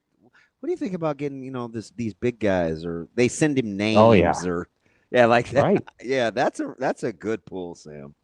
And Kurt Signetti said, many times now, he's like, you have to learn how to say no. And I think Rhule, because, and I don't disagree with that, he said yes to a lot of things because I think he felt like he had to bring a lot of different factions together when he got here that were very broken up and very angry or whatever. And so he was a peacemaker in some ways. And I think he brought a whole bunch of people together, and that was good. And now it's time to be, it's time to edit, and it's time to, push, like, and I think if Dylan Raiola had really wanted to come back, he could. I think if he really wanted to, but I think it was going to be one of these. Okay, if you're coming back, everything's changed. And I think Dylan was. You know what? I think Dylan going to Oregon, everything's going to change anyway. But I think he'd rather change everything at a new place where nobody knows who he is, than change it at a place where he had to change everything about himself. And so he's going to do that, but he's going to do it in a different place. He's going to be a completely different guy at Oregon, and it's actually going to benefit him. For the first time in his life, he's going to go somewhere, and he's not going to be doing anybody any favors. They're going to be doing him a favor. And I think it's going to change the way that he approaches everything, because he's not the superstar there. He's going to be the second guy in line everywhere he goes in that building. And that he was going to have to change his approach at Nebraska, and I just don't think that was what he wanted to do. And I actually credit his family for understanding that he needed a change in scenery in order to change the most important components of his leadership. But the same thing is with the other things. Like, if this is the way it has to, like if Ekeler's going to be whatever, like, okay, then you just got to go. Like, I'm going to have to say no, and we got to move on. And, and I think you're going to see that. Now, whether it works or not comes down to two things. It comes down to whether that defensive coordinator is as good as everybody says he is, and he does the things he's able to do. And it comes down to Dana Holgorsen and that quarterback, whoever the quarterback is, let's say it's Calandria, really getting this thing right and cranking it up. Like, if their offense is going to be, sludge again next year, they're going to be in a lot of close games. They got to find a way against a Washington or whatever to go and score 35 and get the hell out of second gear and play offense. And when Holgorsen does that, I actually like their team more, but they've really struggled to do that. Like, they've really struggled to get out of second gear too often in the Rhule era, and they've got to find a way, and Holgorsen's got to be the guy to do it. And Rhule seems to think he's got a quarterback now that can allow him to do that, and we'll see if that's true. Sam, I don't think we talked about this last week. If we did, please forgive me. How much did it say to you, if anything, that despite the quarterback room being totally remade, that the wide receiver room was entirely unchanged? Right. Other than Gilmer, right? So, well, I mean, just in terms of the guys, nobody left. That didn't have to. Yeah, it surprised me a little bit that nobody left. But it could be that there's a couple guys that are, I don't know. I mean, I don't know what Demetrius Bell's status is. I guess we'll have to find out. But it's interesting, and I would love Damon's perspective on this. Oh, so Rhule really likes somebody. Maybe it's Dana. I don't know. These guys were recruited before Dana got here. Rhule really likes the larger receivers. Like, he likes the Quinn Clark and the Keelan Smith and Jeremiah Jones. I guess Jeremiah Jones was recruited by Dana or the Keel Shorts. He's a great kid. But he really likes those kind of guys. And I'm not opposed to those guys, right? Like, I'm not. I don't know that you need 6'5", 6'5", 6'4" to win, but that's what they've decided to do. And I'm really intrigued to see how that all plays out. From my perspective, Ravi, I like Gilmer's good. I think he's a long strider and he can make a lot of plays. And I think Cortez Mills is a guy I like. I love Ja'Cory Barney, and I really like Larry Miles, the guy that's coming in, this slot receiver who caught 2,000 yards worth of passes in the last 2 years. And that's what I like to see, is production. Guy that's going to come in. He's done it at the high school level. I'm excited to watch Larry Miles. These other guys, I think they're going to have to prove it. I mean, Quinn Clark has done a great job in spot moments, but of course he's got to play after play. So at some point it's going to be, Quinn Clark proving that. I guess this, and then Isaiah Hunter is a big guy, but he's more of a 6'2", 215 kind of Anquan Bolden type. I would love to see Nebraska really lean into that size and get it right. I don't know. Like in Nebraska, you can do it a lot of different ways. You can have smaller receivers who are fast and get in and out of breaks, and or you can have these giants who are sort of quasi tight ends. I'm intrigued to see how it's going to go. I don't know. I think this is the year where a lot of those guys got to make the jump. So Clark and Smith and Jones, they got to make a jump, and we'll see if that happens. And Carter Nelson, if he's healthy, I don't know. Yeah, that's fascinating.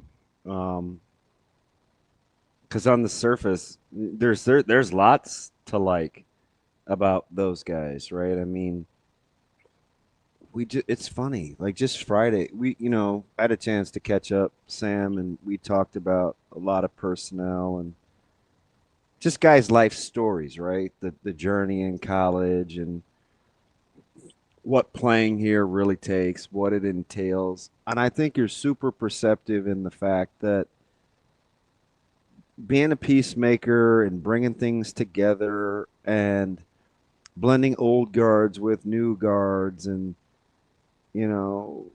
getting tons of emails on this is a good idea. And, your administration and leadership gets lots of emails on the Nebraska way, right? So, like, your judgment or decision-making can be swayed. I won't even say clouded. I'll say swayed by thinking, like, that's kind of the way to go. And sometimes it may be contrary to what your gut tells you as a head coach. So it's a learning process. So I'm glad you acknowledged the fact that why we just want to roll out of the rack and be like these strong decision makers that make all the right personnel hires, that this seems to be a place that is uniquely complicated when it comes to ingratiating everybody's feelings. And that there's a line of demarcation, I think, in year 4 where I think you have to pee or get off the pot.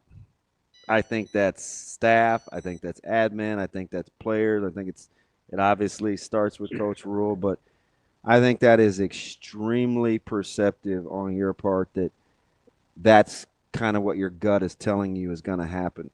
So I'm just going to ask you, where did that come from in your premonition? Like, why did I start thinking about that? Yeah. I don't know. I mean, I've observed what I think is some of this based on the conversations I had with Rhule early in his tenure and what I felt like I saw from the team and what I really liked, like what I really liked about what they were doing. And then how some of that got, clouded by the quarterback play. And you have to just go back and just accept that whatever they were trying to accomplish with Jeff Sims didn't work. And then Jeff Sims, and I feel for him. I mean, he figured it out at Arizona State, so I'm happy that way. But like, he was playing beyond poor at times the one year he was here. And then of course Herbert was doing everything he could do. So, I think they got a little bit off kilter there. And then all the stuff with the rev share and the NIL sort of dropped right when he got back here. And so I think there was a sense of wanting to create a culture and then feeling like you had to win right away, and then the opportunity to bring in a quarterback who could then help you recruit and do all these things. And I don't know, I feel like they just maybe got a little bit away from the things that really worked for them at Temple and Baylor. And I think that can happen when you're at Nebraska. I'm not trying to make a defense for Scott Frost by any means, but obviously Scott did something right at UCF in the short time that he was there. And those things were very hard to duplicate in Nebraska for different reasons. But some of the things that they believed in, they tried to bring here, and it just didn't work. And so I think part of it is that. I think part of it is that, I can just sense that there was a shift. There was a shift after the loss to Michigan. Then there was a shift after the loss to Minnesota. And then there was a real whatever after the Iowa game. I think they just sort of said, well, the Penn State game's over here, and we're just going to leave it over there. And that was, that sucked. But we'll put it all into Iowa. And I know they put a lot of work into Iowa, and then they played very poorly in some ways against Iowa. And I think that was very disappointing.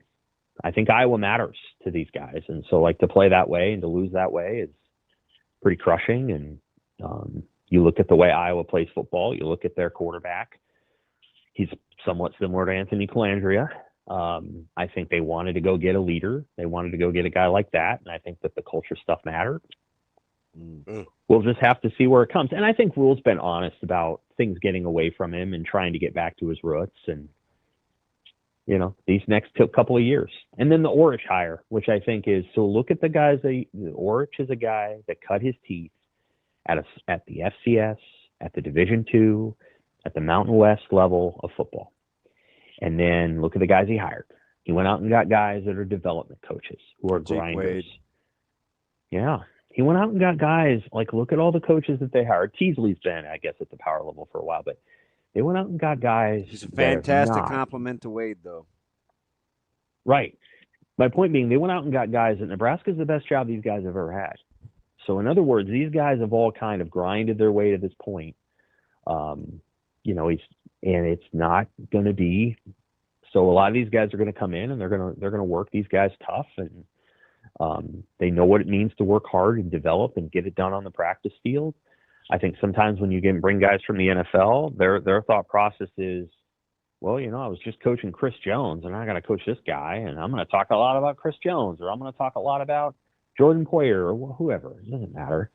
The point being that, he went and hired college coaches that have been working really hard at lower levels, and they want to come in here and they got something to prove, and they're going to give a lot.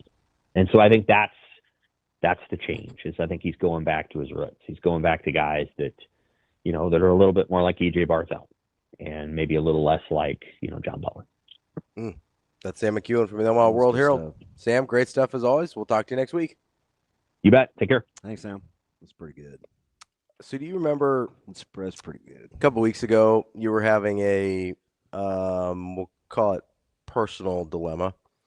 And I asked you a question. I go, if you weren't concerned about other people's feelings, is this an easy choice? Oh, yeah. And you said, well, yeah, but, and I go, no. Yeah. If you're not worried about other people's feelings, is the answer That's going to clear? come back to probably bite me too, by the way. Is it? I think so. That's not ideal. That's fine. But I thought through it. Yeah. Made a decision. I got to live with it. So my point is, though, with what Sam was saying, is this is a place in Nebraska where we talk about the expectations of a place and the history of a place and whatever, and why it might be easier at a place like Indiana to turn something around, or Nebraska basketball to turn something around, where there's no, like, if you go take the job at Kansas, we're having, careful there, that's expensive. There, you're talking about a very different experience, because everybody's got an opinion about what Kansas basketball should be, right? Everybody's got an opinion about what Nebraska football should be, right? Everybody's got an opinion about what Indiana basketball should be. Not a lot of people have an opinion about what Nebraska basketball should be. Hey, can we make the tournament? That'd be cool. Hey, can we get a tournament win? That'd be awesome. Hey, Indiana football. Hey, can we make a bowl game? That'd be pretty sweet. Like, nobody has opinions. right? Illinois football and Illinois basketball have them in the same like reverse order of what Nebraska football, Nebraska basketball has, right? Not an opinion about what Illinois football should be. Hey, can we be competent? Indiana. Well, I'm talking about Illinois too. Oh, okay. I saw a guy at the grocery store yesterday. Made me think of you. Yeah. Illinois hat. Yeah. Purdue zip up. Doing a lot there. Has a kid at each school. Oh, nice. Okay, well that makes sense. He said, older gentleman, he was fantastic. Again, it was at a grocery store. Sure. I felt safe because he didn't say anything to me. I got to talk to him, which is the whole key. Yeah, you like to be in control. In public. I don't know anything like that. And I said, man, you don't see that often. Mm-hmm. He said, wait a minute. He said, are you? He said, Damon Benning, you're acknowledging me? I said, oh, that's nice, because I was afraid. But I don't see that very often. Mm-hmm. And do you know what we spent the next 10 minutes talking about? What's that? Illinois' wrestling duel. Oh. Because he was trying to get home before it started. You should talk to Evan. He's big into the wrestling. And I said, I've got a buddy who does chaplain work for Illinois' wrestling team. Yeah. And he said, I've heard you talk about that. What's that young fella's name again?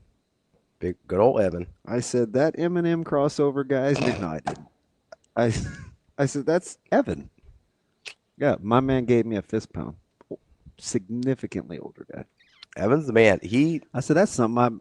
I said, that's what I envision you being a lot like Jack. No, I didn't say that, but I was thinking that in my head. That's what Jack. You think Jack? But probably, you think Jack could give me a high five or dap me up or hand? No, Jack's handshake. a handshake. That's a handshake, man. Yeah, that is a. And tell me to have a firm grip. That's a like my word is my bond. Like that's a. Yeah, he might spit on it. Just, I get hard. Like those old cowboy movies, you know? Oh, shoot. Yeah. I think that's, but yeah, I think there is sometimes when we talk about expectations, it feels like sort of the negative version of like the culture word, right? Where it's like, it's abstract. We don't really know what it means. Sam and you were talking about some of the things that means like, hey, and the hard part is they're well-meaning, right? They mean like they want to help. Yeah. And a lot of people, it's not even about, He just seemed to be oddly specific, but I think he was right. Yeah. Like there's like, hey. Can you imagine what emails the athletic director gets? No, I can't. Like, but I bet it's a ton. I mean, hey, why aren't we doing this? Because they're so accessible. Yeah. We cross boundaries. Yeah. And that's the and difference. what we think is trying to be helpful. Yeah. Is not. But here's the problem. You just have to be built a certain way to take in information because you have to have this. I think that's probably the thing that Rhule learned. You have to be uniquely equipped. You have to be able to process and take in information and not be swayed by that it's the general consensus. And if it is it still counterintuitive to your natural thought process? If I had one, that can be overwhelming. If I had one thing where I go, Rhule would probably want and to try and go get that back is I'm guessing, I don't know this. I'm guessing. You talking to Yeah, I'm trying to talk right to the camera. To the fancy camera. I don't know. This is a guess. I'm guessing he thought he could incorporate some of these things to make people happy and still do things his way and win at a certain level. And I think he found out that wasn't true. Yeah. I think he probably looks at it and goes, I had to compromise too much to try and meet these other people's checklists. And he goes, not doing that anymore. If I had to guess, that would be one of the mental shifts that he's made and that he'd probably go back and say, I wouldn't do that again. Yeah, I'm fascinated. Just, because again, I love solutions. So I'm just curious, like because I've seen firsthand what a revamping and stepping back and saying, okay, and then let's go this direction can do for a coach. And I'm looking at Hoiberg. I'm looking dead at basketball. Hoiberg did the exact same thing. I'm looking dead at basketball. The similarities are kind of crazy. Well, they get along extraordinarily well too. Not just that, but look at their situations. No, I'm not. That's important because no, sure, you can learn. Yeah, but look at their situations, right? Even if they didn't say boo to each other, look at their situations. Highly successful at college. They go take a pro job. I laid it out. Does not go well. I laid it out. But here's for me, it goes even deeper, right? Because when they came back to college, the landscape in which they were successful was dramatically different than the previous. One that they came back to. Yeah. I rock with that. That's smart. Figuring it out on the fly after realizing, oh shoot, the thing I did before. You must smell your mom's listening because that's not your style. It's late. She's probably not listening anymore. So it's what? Oh shoot. They probably looked at it and go, the thing I did before isn't going to work this time. We have to recalibrate. I think the similarities there are uncanny. And I think the results will be the same also. Because I believe both guys are well equipped for this job. Let's hope there's similarities in starting with going to get a tough guy like Coach Lenzer. Like Coach Lenzer, Coach Orich, supplementing it Coach Coach Taylor. With the Big Easy. You want to get to Lance real quick? Yeah, I did want to say real quick before we get to Lance. Can you get our guy D-Jack? Yeah. Oh, yeah. I just want to talk to him tomorrow if you want. I want to talk to him about my. You talking about Dan Jackson? Yeah. Yeah. I got I want to talk to him about finally going to get my guy. Yeah, let me hang on. Play-by-play is superfluous here. Plus, it's unnecessary. He said, plus it's unnecessary. If superfluous is unnecessary, KPZ. If that was play-by-play is superfluous here. If that was a joke, it's really funny. No, play it again. Do you think he's joking? I don't know. Go ahead, Shane. He might. You never know because he's here. Plus, it's unnecessary because there's no drama left except for. Ooh, I don't know. That's what I'm saying. If it's on purpose, it's very funny. All right, hang on. If it's not on purpose, can we talk to you on the show tomorrow? If it's not on purpose, it's a little dicey. Yeah, I want to talk. What do you want to talk to him about? I want to talk to him about recruiting local kids here. I want to talk to him about the portal. You know what you should ask him? What's that? And he's such a great. I want to talk to him about player evals at the FCS level and how he thought the portal was going to go in NIL when he took the job versus how it's actually playing out. I want to talk to him about NIL at the FCS level, what that looks like versus. Yeah, we can get it. I think it's fascinating to talk to a guy who's highly successful at a level. And he took his lumps this year. At a level that we don't get to see that often. Yeah, I got you. We don't talk about that often. I got you. Plus, I want to talk about Anthony Rizak. Hang on. Let me read this from my man, Aaron. Do you think we will have a segment this week previewing the duel Friday night? Would you like, if you'd like a segment previewing the duel, my man Ravi will obligate. Yeah, we'll do whatever. Yeah, maybe Friday we'll preview the duel. Okay. Shane, so there's lots of guys that like to talk wrestling, so maybe gives me some time to do some homework. Yeah, maybe we do we could stay in-house. I mean, how locked in is Sauter? We could just use his segment or part of his segment. So we could stay in-house and use like Commander Cody, Sauter. You know who I'd like to use? Who? But he's a parent. I want to use Tim Ziola. I'll see you use Ziola. But that's fine. We don't have to. You could stay. We could use Jess. Because she's got a huge piece. I think she's doing for the duel. And they got their own issues. Who? Iowa. Oh yeah. Yes. They're dealing with some stuff. Yeah. I mean, Brands is under fire. Yeah. Yeah. Just had one of the top guys quit too. Top 5 wrestler. And when Mo left, but yeah, we'll do that for my man. We'll get into it. It's degenerate. You want to take? Yeah, Lance let's real get quick? to Lance real quick before we take a quick break here and get to a little college football. Balk Dog, what's going on, bud? How we doing? Hey guys, how's it going? Not too bad. Hi, Lance. Hi. You know, guys, shout out. Hey, can we get to something real quick before I give you the floor? Because I always give you. Can your boy get the red zip up? I knew this was coming. Like yeah, why are we? Do you have yet to? And you know people like make it happen, Captain. I was gonna come up today. I didn't know if you guys actually had people that were there. I'm blessed to have today off, but shout out MLK Junior Day, and I was gonna come up and see you guys. What? Why are you hating me? Because you're such a cynic. Just too cynic. You know your boy's working, right? Yeah. And it's like, shout out MLK Day. That's fine. Hey, but no, we can make it happen. But I would like to give a couple of different shout outs here. But number one, the North Star girls basketball team beat Millard West by like 14 this weekend, and they play undefeated Kearney and then Omaha North this week, and they're 13-0. Hey, North is living their best life. You've been checking them out on social media? Yeah, man. Hey, good luck. I'm just saying. I don't know if they shoot the ball well enough to get them out of that 1-3-1, but we shall see. And North Star's got a lot of length, so that should be a really good game Friday night. And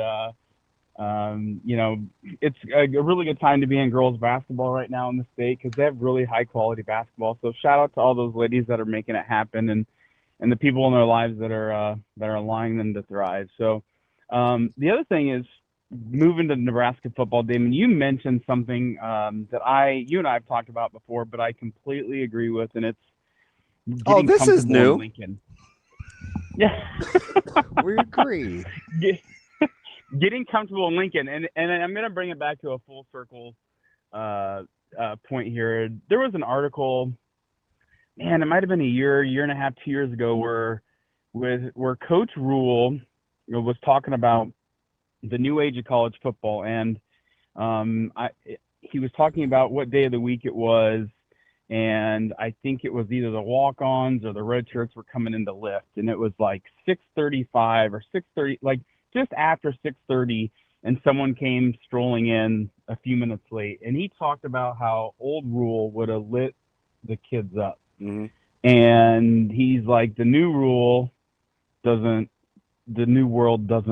work that way, and he didn't do that. And I think, when you're a head coach and you talk about like year 3 and how important year 3 is to coaches in athletics, and I'm not comparing him to Indiana, I'm just saying being competitive at a really high level, you get to a point where right around that year 3 where it's either going to happen or it's not. And my concern right now is, for whatever reason, there's been a lack of continuity in the coaching offices, and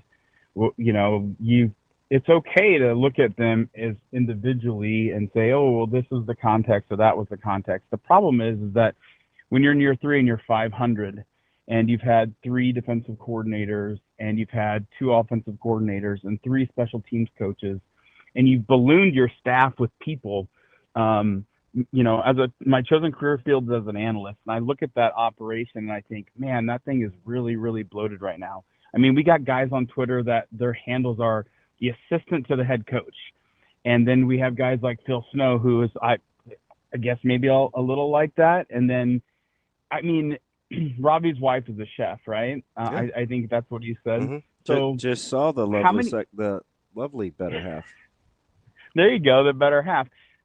Came in smiling so she can make sure he stays alive. I felt like that was very nice of her. Hey, that's a good thing, right? Like, that's true love. So Lord knows, I talk to myself enough. This would be a miserable place without him. Right?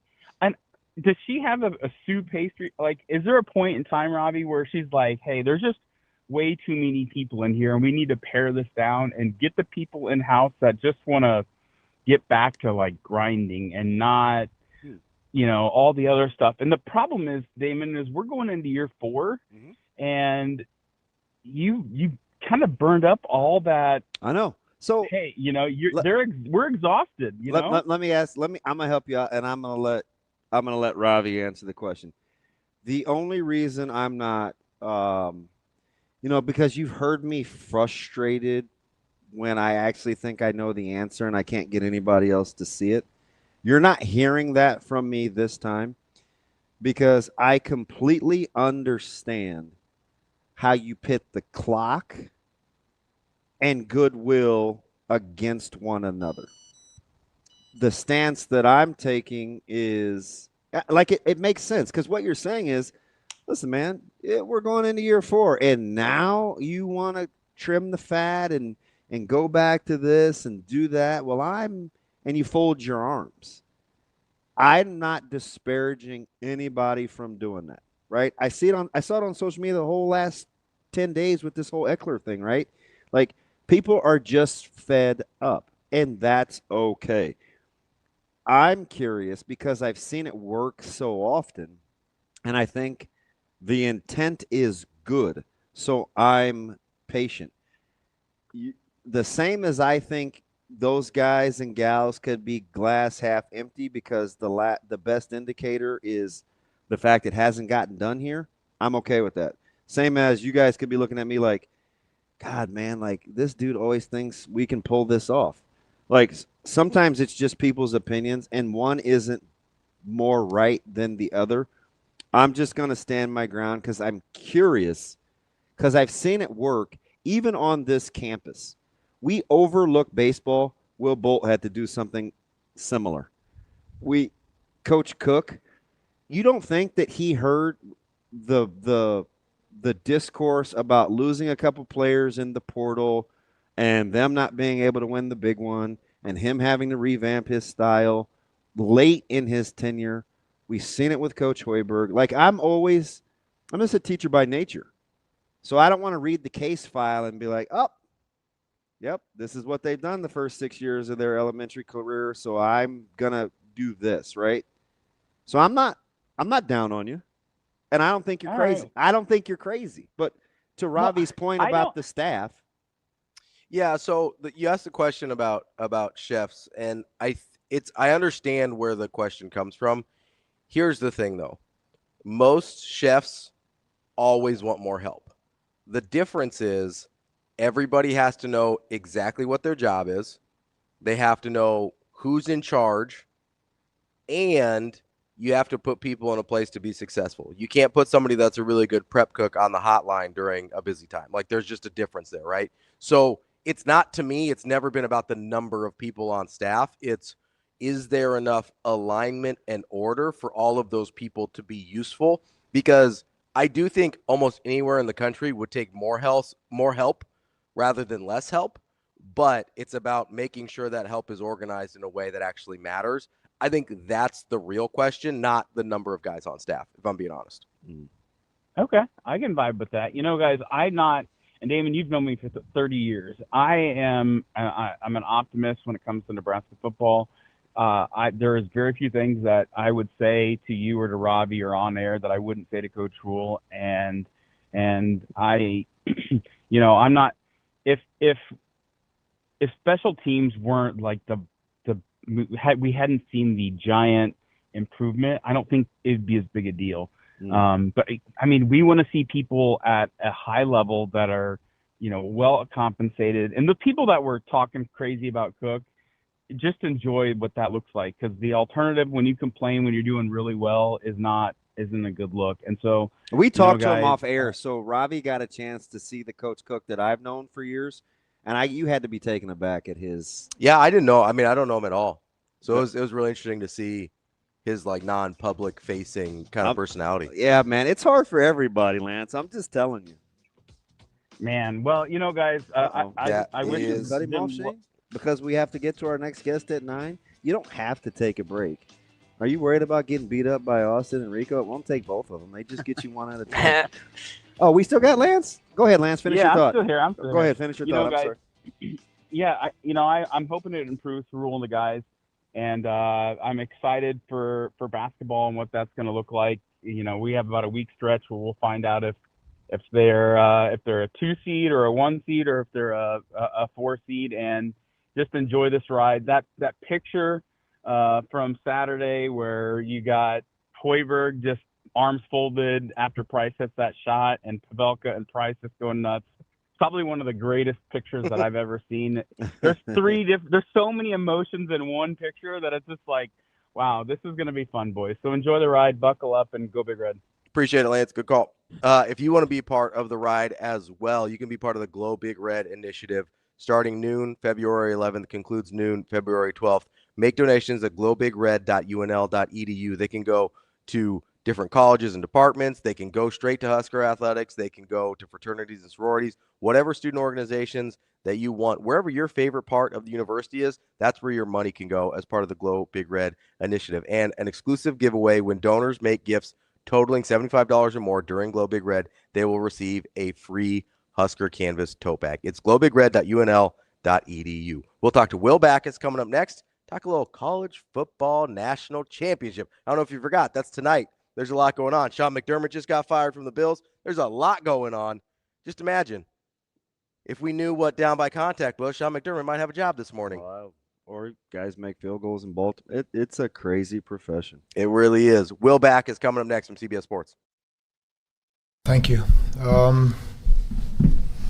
Yeah, disappointing loss, but we were deep in trouble after first 2 sets, and we made some adjustments. We felt like we need to make some adjustments, bring some reinforcements on the court. We did that, and it paid back big time. I think in set 4 we started down 8-1. She went on an amazing serve run. Those are really tough serves, and in the timeout we were, hey, let's just, by the point 16, let's just close the gap maybe down to 3-4 points, and we were within 1 point.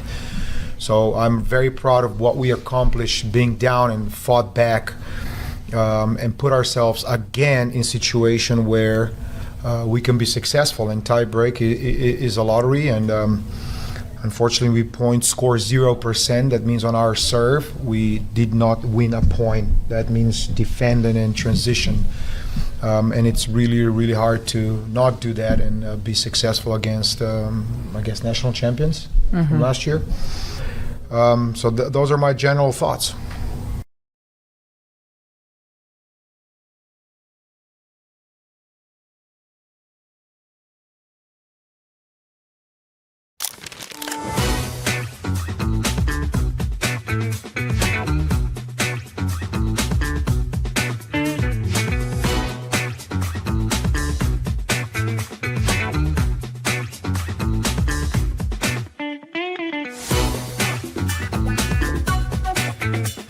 I mean, congrats to Nebraska. Heck of a team, man. I told Fred before the game I admire the way they play. You got a bunch of guys who are just a collection of their parts. I mean, it's really refreshing to watch, and the purity that they play, the joy they play with, the toughness they play with, and you saw firsthand today. You know, it's why they're 18-0, and we're just not at that level. You know, thought we played pretty well for 20 minutes, and then in the second half, I thought they wore us down, and we just haven't been mentally tough enough to kind of fight through those situations, unfortunately, you know, in our league games. And it's kind of been a common theme, and we're going to continue to work on it. And, but, you know, I thought that second half, when the game got away from us, their toughness and kind of togetherness and kind of resolve just was able to wear us down over time.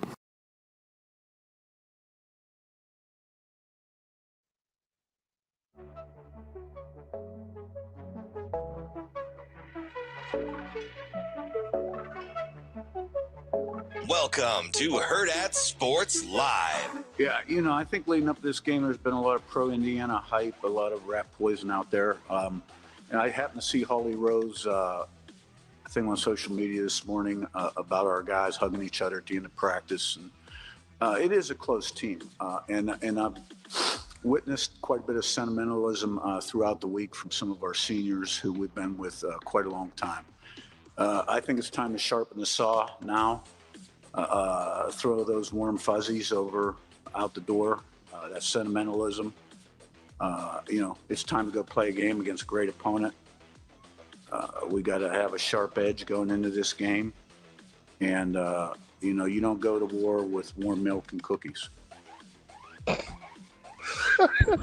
Welcome back, Hurrdat Sports Live, presented by Next Gen Male Medical. That's DB. I'm Ravi Lulla here at Hurrdat Sports Bar and Grill. We are joined by Will Backus. He's a college, like my coworkers, college football writer for CBS Sports. Will, what's going on, buddy? How we doing? Not much. I hear it's a pretty big day in the college football world. Well, no disrespect, man, but how are you with warm milk and cookies? Does it put you to sleep at night? I think it does, but I'm partial to it. Maybe not warm milk. That sounds kind of gross. Yeah, warm cookies, cold milk. And Yeah. cold milk.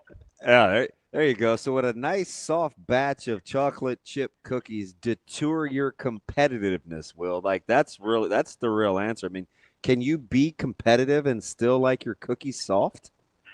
I mean, look, Santa's fueled by milk and cookies. If it gets him going to, deliver presents to the whole world. That's In one night, Will. Come on. One night. Unbelievable. Well, so let me ask you this, because I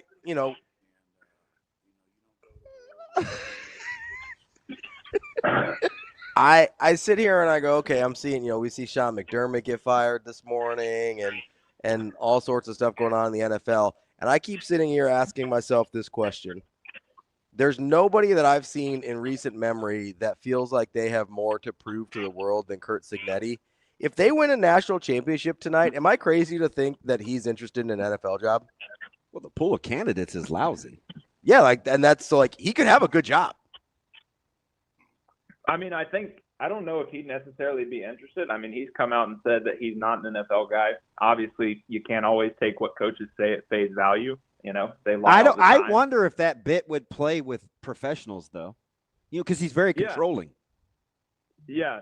I mean, I think it would be an interesting adjustment for him because he's kind of like the Nick Saban type CEO guy, right? And obviously, Saban didn't work out in the NFL just because kind of his personality really conflicted with what NFL teams normally look for. But, I mean, he'd have to be a super appealing candidate. I mean, he's won everywhere he's been. If he wins a national title, he will complete probably the greatest turnaround we've ever seen in sports, not just college football, but sports. It's already right up there. I mean, Indiana's been – we're talking about the all-time losing its program in college football, and now they're about to play for a national title. So, I mean, he'd obviously be an appealing candidate, and he can say all he wants, I'm not interested in the NFL. But, money talks. I know he's pretty well set at Indiana, but a lot of guys are enticed by that NFL opportunity. So I think he'd definitely get some calls, and we would see if any NFL teams are able to sway him. I know you're going to call me crazy, but every day that ends in Y, man, I'm all in on Miami plus the points tonight. And I would even spend some of my partner Ravi's money, $10, on the money line too with Miami. How crazy am I that I keep running my head into the wall against doing anything that is anti-Hoosier at this point? I don't think you're crazy specifically in regards to Miami. I mean, I think that Miami can match up with Indiana's physicality.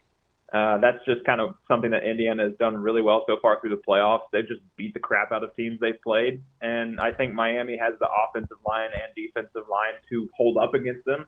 So they match up well in that regard. I think what concerns me with Miami is discipline.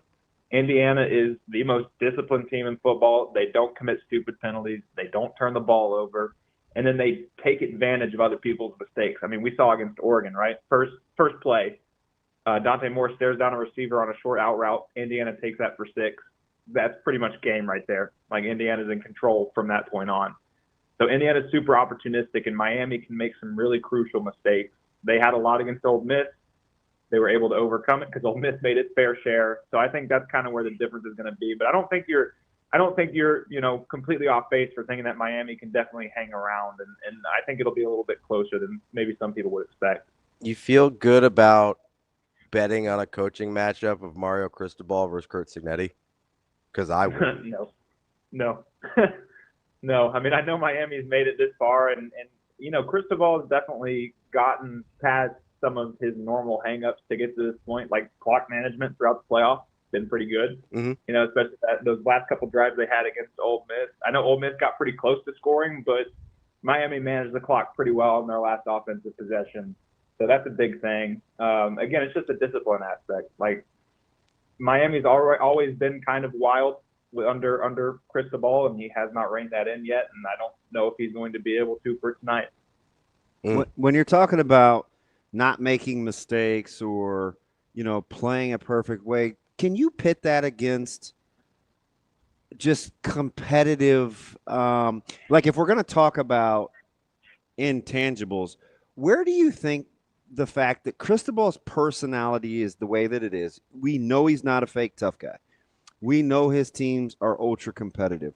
We know that they felt slighted on this run being a 10 seed. Where do you pit that in the list of this may matter when you look at the fact that Indiana plays as close to perfect as they do? I think it does matter because, obviously Indiana has the mental edge of having, Curt Cignetti as their head coach, and I don't think he's going to ever demand anything lower than excellence. Like, he's not the kind of coach that's going to let his team get complacent. Yeah, Indiana's 15-0. Yeah, they're favored. Yeah, most people probably think that they're going to win pretty comfortably, but he's not going to let his team rest on its laurels. He's the type of guy that's going to tell them that they haven't done anything yet and that they still need to prove themselves. So they Miami probably believe it. Yeah, and they probably buy into it too. He's probably like the Kirby Smart type magician where his team's always the underdog.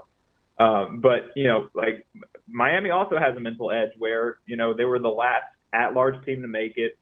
They jumped past Notre Dame kind of controversially. I think the committee made the right decision, but kind of the way it played out was very controversial with just a random reversal at the end of the year.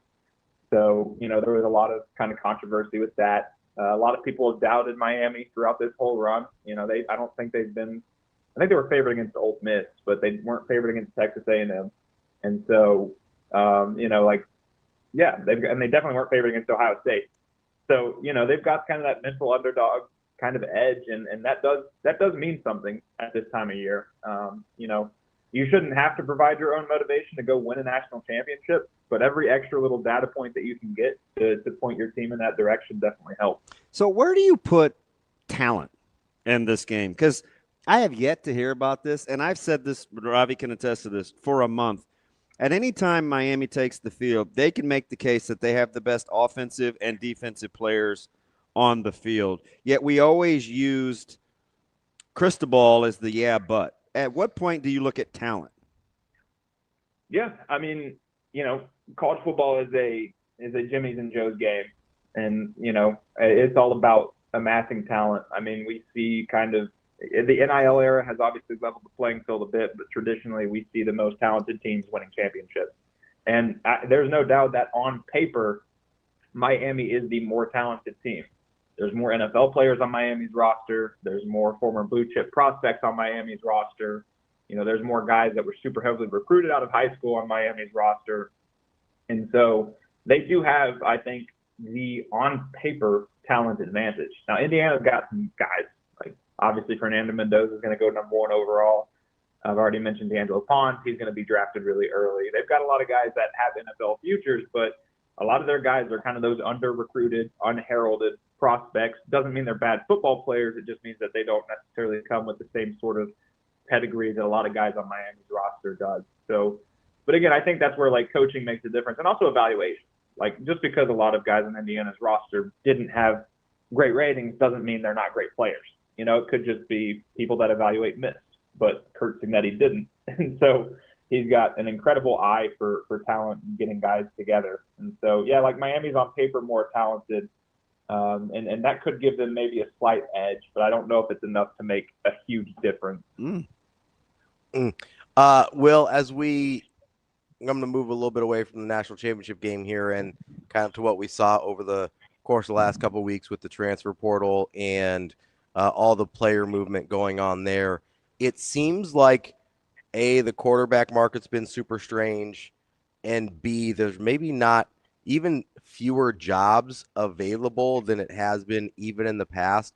How have you processed some seemingly big names? I believe DJ Lagway's still out there, for instance. Took Sam Levitt a long time to find a home. How do you process these big names that we were really high on coming into the season versus what we've seen and how things have played out so far? Yeah, I mean, I think what you're seeing is, I don't want to say the death of quarterback development, because obviously at some point the market's going to reset a bit.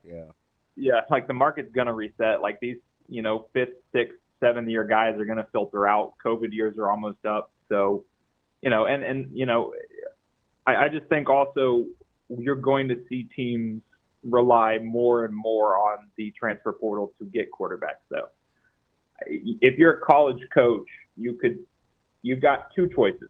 You could either invest millions of dollars in an unproven high school prospect that you're not sure is going to turn out, or you could invest millions of dollars in going out and getting a guy that's thrown for 3,000, 4,000 yards at the college level, even if it's at a lower level, and you know that he's, got that proven production. He's already been developed. He's already been a college football program, so his body is already, good for a college football game. And so I think more coaches are just going to lean towards that easy free agency path. And I mean, we saw it this year, right? All 4 college football playoff semifinal teams, the starting quarterbacks were former transfers. Tonight's national title game, both starting quarterbacks are veteran former transfers that came in to their programs with starting experience from somewhere else. I just think that it's going to be really hard for high school quarterbacks to see the field more frequently unless a team just has to, or unless that this guy is the next big thing. And of course, these quarterbacks are going to have to come from somewhere. So high school prospects aren't going to go away completely, but I think you're going to see a lot of the top teams and big spenders like LSU or Texas Tech or Oregon lean more and more on the transfer portal as opposed to developing their own sort of in-house guys. Well, let me ask you something. Could you see, since we're kind of intimating that you don't think the market is sustainable or this process has long-term success written all over. Could you see with the amount of guys still left in the portal without jobs, or how you have a Damon Williams, or these shaky instances with guys being kind of hung out to dry on the school's end? Could you see some kind of collaborative, quiet effort amongst coaches to regain control? Or do you think wanting to win and keep their jobs will still continue to reign supreme? I just don't know coaches at this level that are such alphas will be willing to acquiesce to a system they can't control. Yeah. I mean, I don't necessarily think coaches are enthused with the way things are right now. Like most of them, even guys like Lane Kiffin, who have made their living in the portal and that rely almost entirely on the portal to build their team. Like I think that they understand that the current system just isn't sustainable. We obviously cannot reverse what has happened. Like there's no way to put the genie back in the bottle, but I think that they're going to want to push for a system where, kind of like we saw with Damon Williams at Washington, and you mentioned, where these contracts are enforceable. Like we're treating them basically like employees. Mm-hmm. And it's kind of a complex legal situation, and we almost saw that come to play at Washington with Damon Williams, where Washington was like, okay, well, we're going to sue you. Yeah, I'm not suggesting collusion or anything, but coaches, they talk. The convention's coming up. Like, I don't know. Like, how they got to find a way to control this, right? Yeah, and I mean, I think coaches obviously have a lot of power at the end of the day, and I mean, they're the ones that are probably driving a lot of this stuff. Like, obviously, Jed Fish, I'm sure, didn't just sit on his hands when everything happened with Damon Williams and was like, okay, I'm sure he pushed Washington and even the Big Ten to be like, we need to do something about this. Yeah. Like, we cannot let this happen. We've got to put our foot down. And I know that even with the Damon Williams situation, there was a meeting between Big Ten athletic directors and coaches about how can we enforce this and how can we stop this from happening. And so, yeah, I mean, coaches have a lot of power. And I think that, it's at this point, schools and coaches probably have more power than the NCAA, just because of the ability to kind of sue the NCAA at this point and get whatever you want. And so I think, if they were to come together and meet and agree on a model and propose that, then that would have some weight and some power in the future of college football. Will, speaking of being able to agree on things, the Big Ten and SEC have not been able to agree on a future college football playoff format. ESPN's given them a made-up deadline of Friday to make some sort of agreement before the 2026 season, 2027 playoff. Is there it seems like the hangup is that the Big Ten wants a guarantee that 3 years from now they would bump this thing to 24. What? First of all, why? I mean, in whose? Yeah. If we believe that, why on earth would that be a good idea for the Big Ten to be pushing or drawing a line in the sand over that particular point? Yeah, I think that it has to do with level of access, right? And I think what was interesting to me is that the Big Ten doesn't even necessarily care about automatic qualifiers in the 2014 playoff. They just want they a shouldn't. 2014. Yeah, they just want a 2014 playoff because I think that they understand that in a given year with a 2014 playoff, the Big Ten is going to get a lot of teams in that playoff just by the nature of the conference's existence. And I think that the Big Ten has in some ways superseded the SEC as kind of the nation's premier conference just when you look at recent results. And so, yeah, I mean, I think them pushing for expanded playoffs like that is just them understanding that on a yearly basis, automatic qualifiers or not, they're going to get a bunch of teams into that field. And they know that because they're one of those conferences with the SEC that just has the benefit of the doubt and the reputation to be able to put a lot of teams into an expanded college football playoff field, even if they're not necessarily promised a spot.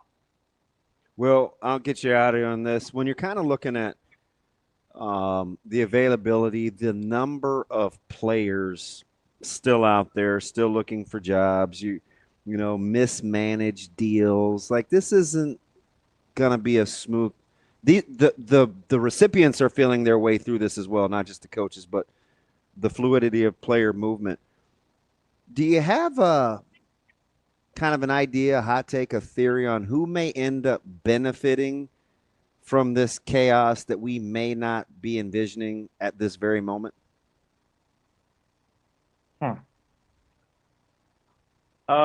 My gut says FCS, but maybe not. Maybe it's non-power 4. Like there's just not going to be enough seats at some point. Who wins? Maybe it's JUCO. I mean, I don't want to say like, I just think it's a situation where the rich gets richer. Like, I just think that, the way things are going, and I hate to look at it this way, but I think the way things are going is we're just going to see a sort of super league, right? Where a bunch of the bigger schools reach a breaking point where they keep to get more and more and more, and they are obviously getting a lot of what they want, but they're still not going to be satisfied. And so they just kind of get together and they say, all right, we're going to do our own thing. And they understand that they can do that own thing because they're going to make a lot of money doing it because they, to be honest, draw the most eyes.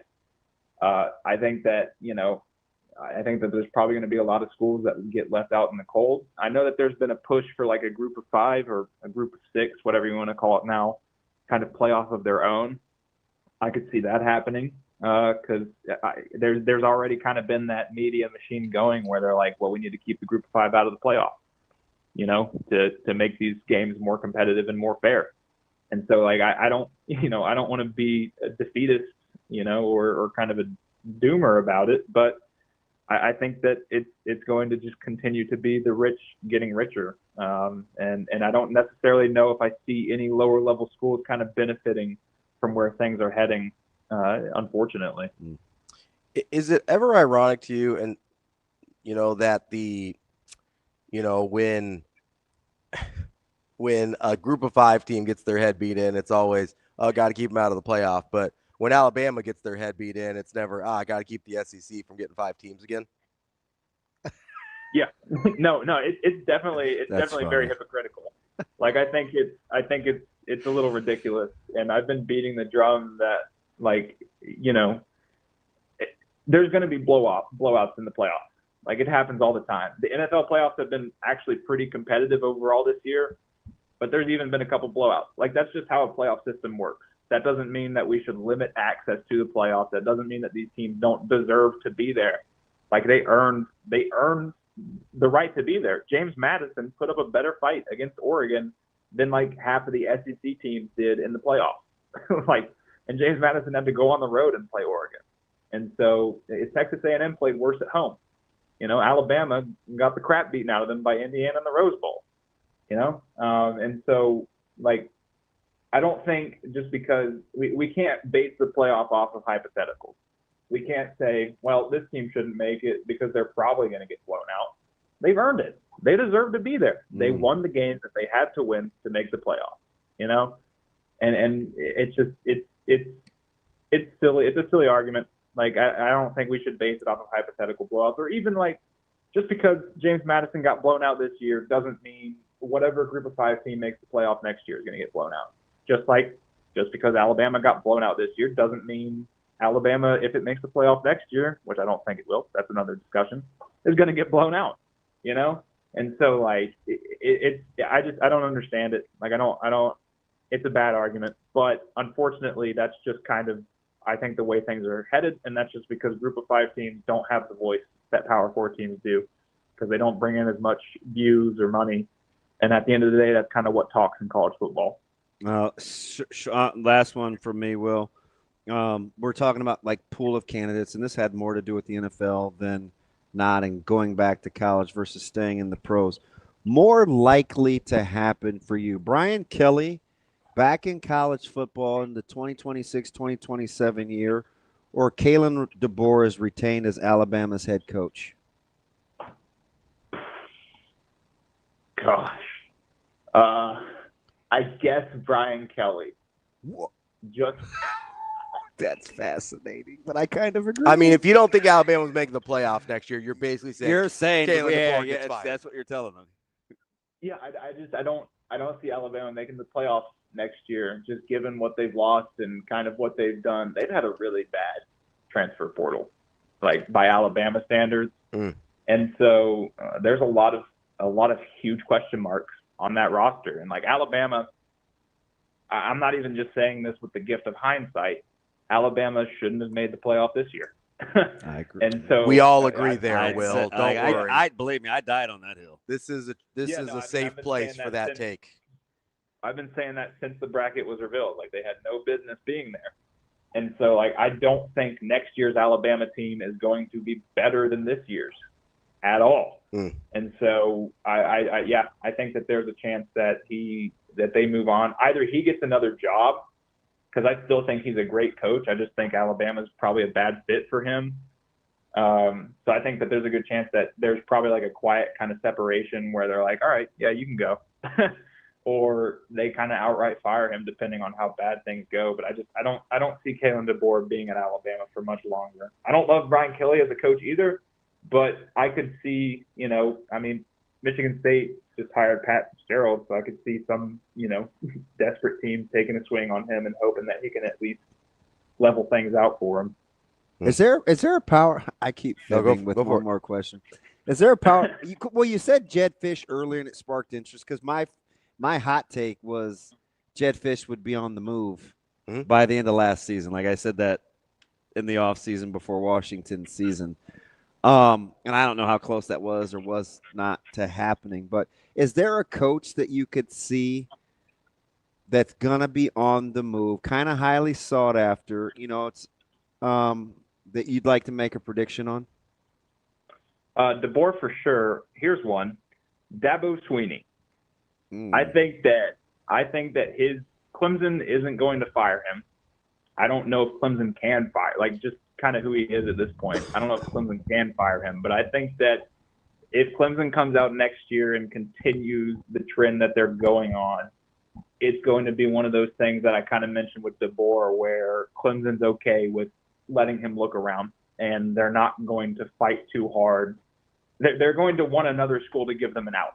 They don't want to fire him unless the only scenario where they fire him is if Clemson plummets off of a cliff and goes 4-8 or 3-9 or something.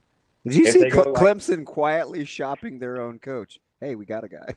Hey, you ever heard of this Dabo guy? Couple natties. You ever heard of Dabo? Got a couple natties. Hey, we'll work with you on this buyout. Oh, we can help you out here. We can listen. Everything's on sale. Yeah. No, so Dabo was my Jed Fish this year. I thought Dabo would be on the move. I thought you'd say Jimbo Fisher because you're an FSU guy. No, You think Jimbo comes back to college? He's got a lot of opinions. I was gonna say he's made it incredibly clear how hard it is to work with him. Like, that's tough to overcome. Not only that, like if I'm Jimbo Fisher, why would you? Yeah, I'm just gonna sit on my oil money. $10 million a year sitting on a beach in Cancun, and he doesn't have to deal with 18-year-olds asking for a $10 million contract. Like, why would you come back? Free Cancun. Mm. All right, well, fantastic stuff, man. Appreciate you letting us stretch you. Yeah, of course. That's Will Backus, CBS Sports. Appreciate his time as always. Good stuff there. For what it's worth, the largest margins of defeat in this year's college football playoff in order. Alabama lost by 35. Oregon lost by 34. Tulane lost by 31. Texas Tech lost by 23. And then you get James Madison in the 5 spot, losing by 17. Ravi, Lulla, more of his hot takes. I'm just saying. And Ravi, you don't go to war with warm milk and cookies. If we're going by margin, I mean, where else is that going to play? If we're going by margin of defeat, Alabama should be out. No more SEC teams in the playoff. Oregon should be out. I guess no more Big Ten teams in the playoff. Texas Tech should be out. I guess no more Big 12 teams in the playoff. Like, what are we doing here? This is stupid. It's dumb. Sometimes people get their ass kicked. That's what happens. It's college football. You think Oregon didn't belong? Oh, you don't go to war with warm milk and cookies. Because Indiana beat their head in. Did Oregon not belong in the college football playoff? What are we doing? Now Alabama didn't belong. I'm not a Morris good guy. So 24 is too many. 24 is too. That's crazy. 24 is too many. What are we doing? Is there any reason for more than 12? Like, are we not getting it right? I would like to see them stay at 12 for a few years to see how it goes. Yeah, are we not getting it right though? I don't know yet. That's what I mean. We've had this for. You don't think we're going to figure out who the best team in college football is so far? I think regardless of how many teams were in the playoff, we were going to find out Indiana was the best team in college football no matter what. Man, we don't have a bet on it today. No, but if you would like to place a wager, I don't know yet. I do know one thing for sure. Give me all 8.5 of them. All of them. Is it up to 8.5 now? Man, give me all of them. I think you're making up numbers. Would I do that? My play is superfluous here. Plus, it's unnecessary. Yes, I've got it 8.5. Okay, so I'm not making that up. I would give you. What do I want to do here? How much do I owe you? What am I at? 80? 80, yeah. If you give me if we get this down to 6.5. No. Hold on. Why would I give you points? Because I'm giving you something better in return. Okay. Relax. It's a negotiation. 4, 6, 8, 12. You think I'm just going to be like, hey, give me 2 points, and you get nothing in return? I'm going to let Kobe handle my negotiations. Is he around? All right. Is Kobe still in the stream? You give me 6.5. I will give you 40 on top of the number. You only have to give me 20 back. So if you win at 6.5, it goes up to 120. If I win at 6.5, it goes down to 60.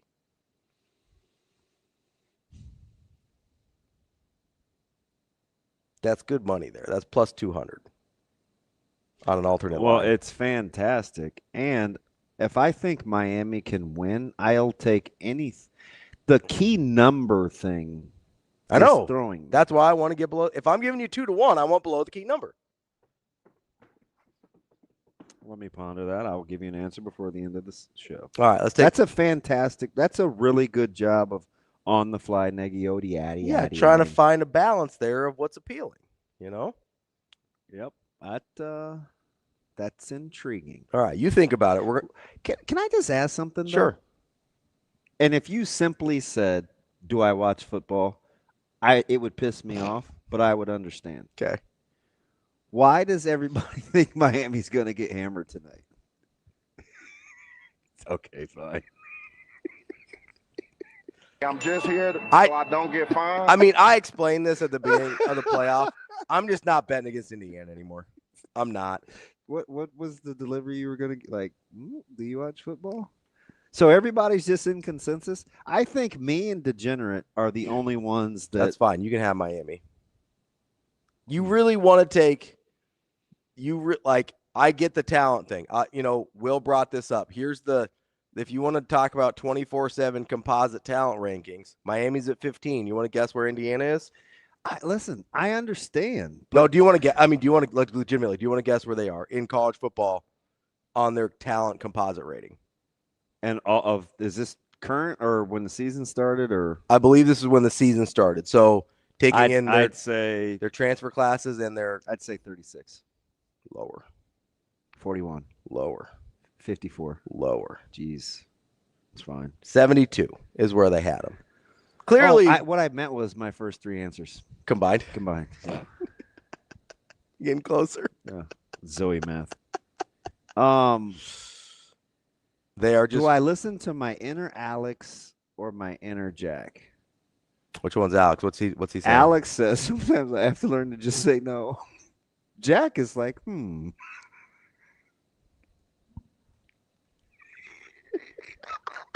I don't know. Like here, even if I looked at it, I go, okay, the man. talent discrepancy is too much.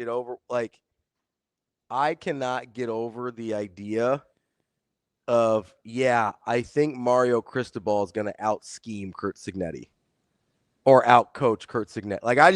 That doesn't sound good to me at all. That sounds terrible.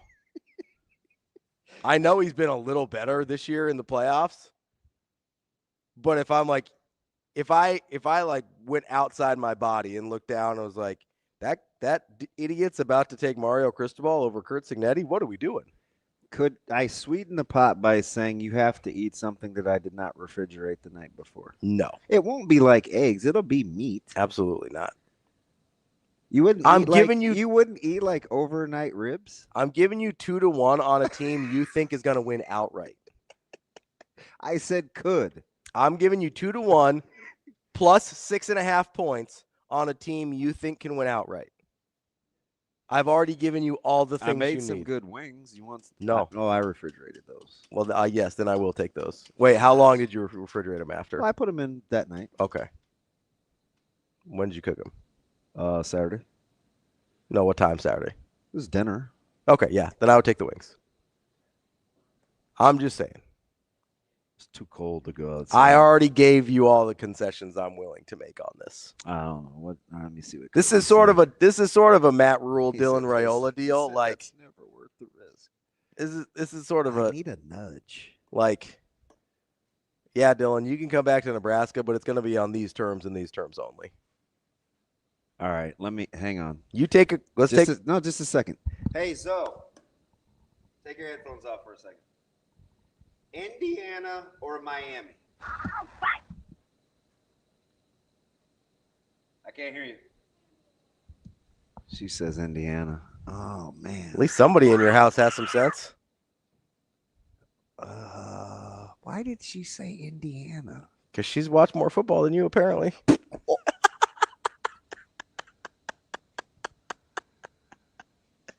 Wow. TK, hold on there. Let's take a super quick break. All right, yeah, I need to. Yeah, you need to think through this. 2-1 is outstanding. 2-1. You're only giving away 2 points. I know. TK, hang on there. No, I'm not, Suave. We're gonna take. I don't want a dead partner. We're taking a quick break. That's DB. I'm Ravi, Lulla. We'll be right back. More Hurrdat Sports Live.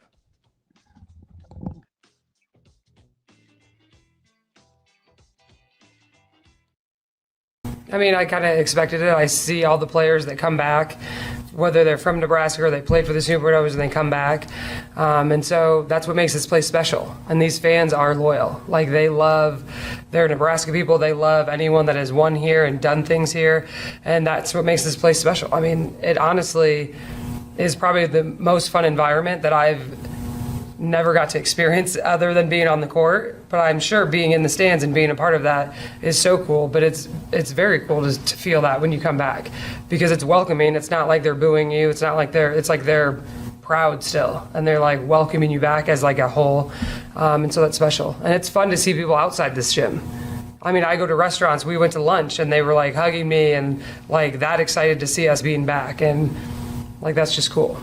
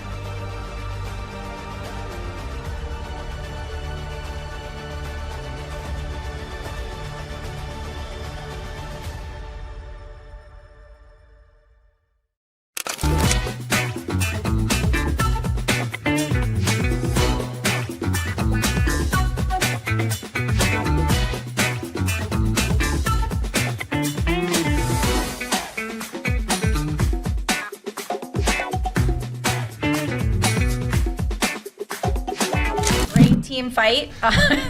Stop laughing. I just think this league is really, really competitive, and every team took a step up this year and who they were putting on their roster, and so every game is going to be a battle, but I'm really proud of how we keep responding in moments where we don't look so hot, but it's just a testament to how hard they're practicing every day, the trust that they have in one another, so obviously I'm happy to get out of here with a win. I mean, it's 0-0 at that point. Kaz, our middle blocker, was saying, like, we have to put our foot on the gas from the very first point of the fifth set, and we can't wait for them to hand it to us. We have to go out and take it. Yeah, no, I think we just had a different mentality and look to us in that fifth set. Because we know last game that, they went to 5-2, and this is our second time going to 5, and we're just such a tough team. We know how tough we are, and we know that we can grit it out in tough moments. And I think we just trusted each other in that fifth set, looked each other in the eyes, and said, hey, let's go, we're winning this.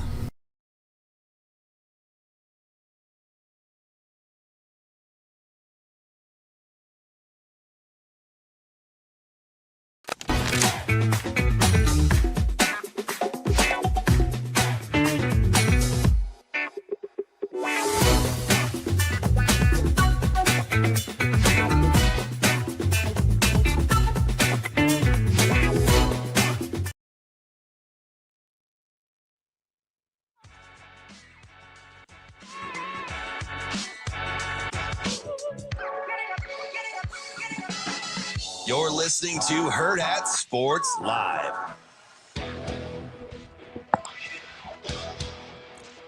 Welcome back. Hurrdat Sports Live. That's DB. I'm Ravi, Lulla. Don't forget, make sure you go see our friends at Next Gen Male Medical. It's that time of year. There's been some sickness going around. It's not just about testosterone or weight loss or whatever. You can get a little B12 shot. You can get a little vitamin D shot as well. Make sure you can stay healthy through the winter. Give your immune system a little bit of a boost as well. See if you can avoid some of the sickness that's been running around. Basically, whatever you're looking for to make yourself feel your best, Next Gen Male Medical has you covered. Man, woman, doesn't matter. They've got you covered. Just like our guy TK always has us covered. Calling in. I don't know about that. Oh, come on now. You gonna hate on TK? All right, naturally leveraged. What do we got? TK, what's going on, buddy? Good morning. Good morning. How are y'all doing? All right, TK, did he mute himself? There he is. I hear noise. He said, hold up. What's up, TK? Good morning, fellas. Can you hear me? Yeah, we got you. What's up, Buttercup? Oh, not much. I'm just going to say this real quick. I don't really have a good feel on the game tonight. Yeah. I just know that Kurt Signetti has made me plenty of student loan and house payments. So if I had to choose a side, I'll take Indiana and the points. Oh, shoot. Just chipping away at the debt, huh, TK? Yeah, I do think it's more likely than not that they blow them out than they win a close game. If that's no, weird, I would probably weird take, but no, I would probably agree. So do you know, even though I love 2-1, do you know what's really sticking in my craw? It's not even Signetti. that you don't get to poison Ravi. That's part of it. It's not even poison. You guys, I can't believe what ninnies you are.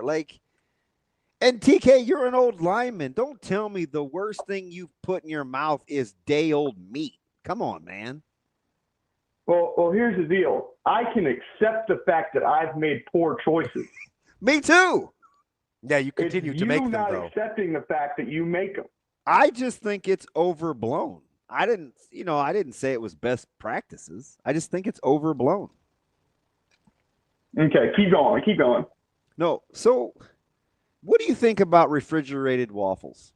If we make extra waffles for Zoe, do you think I should put those in the fridge? I'm going to be real honest with you. I'm not eating old waffle. Wow. Even my 7-year-old eats refrigerated or not 2-day-old waffles. Yeah, that sounds terrible. They're sensational. That's like that's like struggling really hard as a junior in college. Like, man, the cap is closed and and all I got in the apartment is some waffles from. Sometimes like, you just don't a want to get vendor up that every we had- morning we and were make on 2 fresh days waffles, ago. TK. And she doesn't eat cereal because she doesn't like milk. That's what Eggos are for, man. No, we ain't doing that. I'm just saying. TK, so you're. I mean, I'm glad that you love your child. I do. One of the few things I actually love. How do you love your middle one right now? He's better. He's back in good graces. They're on speaking terms again, TK. Oh, that's good. I'm glad that you reconciled your hardship with the goat. Yeah, just tell him. I was picking him up for intramurals yesterday, and he's so mad at how the season went. We left a certain way, and so we had to pass the field. And he goes, "I can't wait to get back on that thing this season, man. We got our kicked last time I was out there." I was like, "Yeah, we did. Something to look forward to." Yeah, go take some people's heads off. All right, buddy. I'm going to contemplate this real time. I appreciate you. Wait, did you have a Justin Herbert comment? Did you have a Justin Herbert take? I do have a Justin Herbert comment. What do you got? Man, he is the luckiest loser of all freaking time. That CJ Stroud went out there and got obliterated because everybody's going to forget that dude played like a total bum. And I what Justin do to you about how good he is? Wow. Glad you didn't pass up the opportunity to continually slap my wrist during this call. Well, it's because I love you. Yeah, I can tell. Hey, I can tell. Kyler Murray, I think will do good for you guys next year on the Steelers. That's your guy. You should be thrilled. I would be, actually. I mean, I think it'd actually be good. I would be elated if we had Kyler Murray. You could hire Cliff Kingsbury as your head coach too. Just get the band back together. I can't stand. Well, No? if you don't just want that? get him in a culture of toughness. Yeah, I mean, maybe a little rigor. It'd help him. Little Richard? No. Oh, okay. Hey, right, not the right day. I know. You can't do that today, Robbie. Exactly. No, I just misheard him. Oh, yeah, gum in your mouth and your ears or something. I thought we were just comparing. I thought we were comparing levels of toughness. I go Little Richard, Kyler Murray. That seems about right. Wow. All right, TK. I see what you started. Appreciate you, buddy. Yeah. Enjoy your day off. We'll see you guys. Have a good rest of your day. All right. Wow, really? What? What'd I do? Nothing. You think Kyler Murray's tough? I would love for Kyler Murray to be in Pittsburgh. Could I? Just do you not want me around? Have the Steelers hire Mike McCarthy. Dude, your boy would be outro. Is there anybody they're talking to that you actually want? I wouldn't mind Brian Flores. Okay. Who else are they talking to? Mentor. How you feel about Mentor? Okay. Lukewarm. Not strong. Yeah. Like the inside of a tauntaun. For the record, I brought up tauntauns, and you guys are using it against me. I'm not using it against you. You said lukewarm. That was a funny joke that one of the commenters made. It was actually funny. You know, you don't go to war with warm milk and cookies. Not every joke I make is at your expense. Most of them, yes. Yeah, you're about 90%. Yeah, but that means there's 10% that are just other So stuff. I can't say Justin Herbert's a good quarterback anymore? You can say he's a good quarterback, but I think there has to be a but immediately after. How about and? Nope. His offensive line was shredded. Nope. He gets 1 year of offensive line What shredded. was the difference between Justin Herbert and Drake May yesterday in terms of not taking care of the ball? May got his back? Yeah. Oh, all right. I just asked because it was the same Texans defense. No, I understand that. That was a piss poor performance in ball security yesterday. Justin Herbert had a porous offensive line, and this isn't the first time he struggled to win games. And he gave up a 30-point lead to Jacksonville in a playoff game. And he had 5 turnovers last year. And he's never won a damn thing in his life. How about those for some ands? Oh, man. So, yeah, you could say whatever you want about Justin Herbert being a good quarterback, but much like me and Trevor Lawrence, there's got to be a but right after. Trevor Lawrence is generational talent, but his production has never come anywhere close to his talent. Justin Herbert is a really good quarterback, but he don't win a damn thing. How about 7? Give me 7. Nope. No pushes. I'm giving you 2-1, man. You're not getting anything else. That's where we're at. Wow. Arms folded, hands on the table. Arms wide open. Where are we expecting the score to be at? That's a good question. For Miami to win, I think they have to ball control and possess this thing. So I don't know. If I want to win, Shane, yeah, it has to be like 23-20. For Miami to win? Low 20s. It cannot get it. Miami can't score 27. So if it gets there, it's a loss. I think 24 is pushing it. I never finished my statement because we got to naturally leveraged. It's not the Signetti thing. It's not. You know what it is? What? It's Mendoza versus Beck. So who's going to play the most that doesn't make it that? I mean, I think I take Mendoza there. No bleep. Yeah. I don't want Miami to, but Beck's going to have to make a couple of plays. Is this last game-winning drive Carson Beck? Because he's capable. He is. He's always been capable. And he's not, and he proved it he could do it last time out. He was money on that drive. He absolutely was. And during it, I was still afraid he was going to throw a game-ending interception the entire time. I'm going to take the 6.5. You're on. All right, let's do it. You're on. 20-40. Chicken sandwich. So we're thinking 120 versus 60. That's fine. Yeah, it's a good deal. Yeah. I don't like eating less than 7. Yeah, I get that. But again, I do think they can win. Yeah, if you think they can win outright, 6.5 is a gift. Shane, give me $5 to put on the money line. It's plus 250. Do you know what that means? I know. Never mind. Oh, what would I don't go to war with warm milk? What would I have to get to give you a money line? Your right arm. No, I need that. Yeah, I don't know. I'll think about that. You know what you should do? What's that? I would come and I would sit with you and hang out, but you should give me like 2 days off, and you have to do the show with you and Shane. I would sit here. Oh, you're just gonna. Well, because I don't want. What am I going to do at home? I don't know. Hang out with Zoe. But she's got to go to school. Oh, you go to school with Zoe. Maybe you can learn something. Wow. Apparently, I don't watch college football, right? She can teach you how to watch some ball. She said Indiana. Obviously. I mean. Oh, man. No, it's going to be good.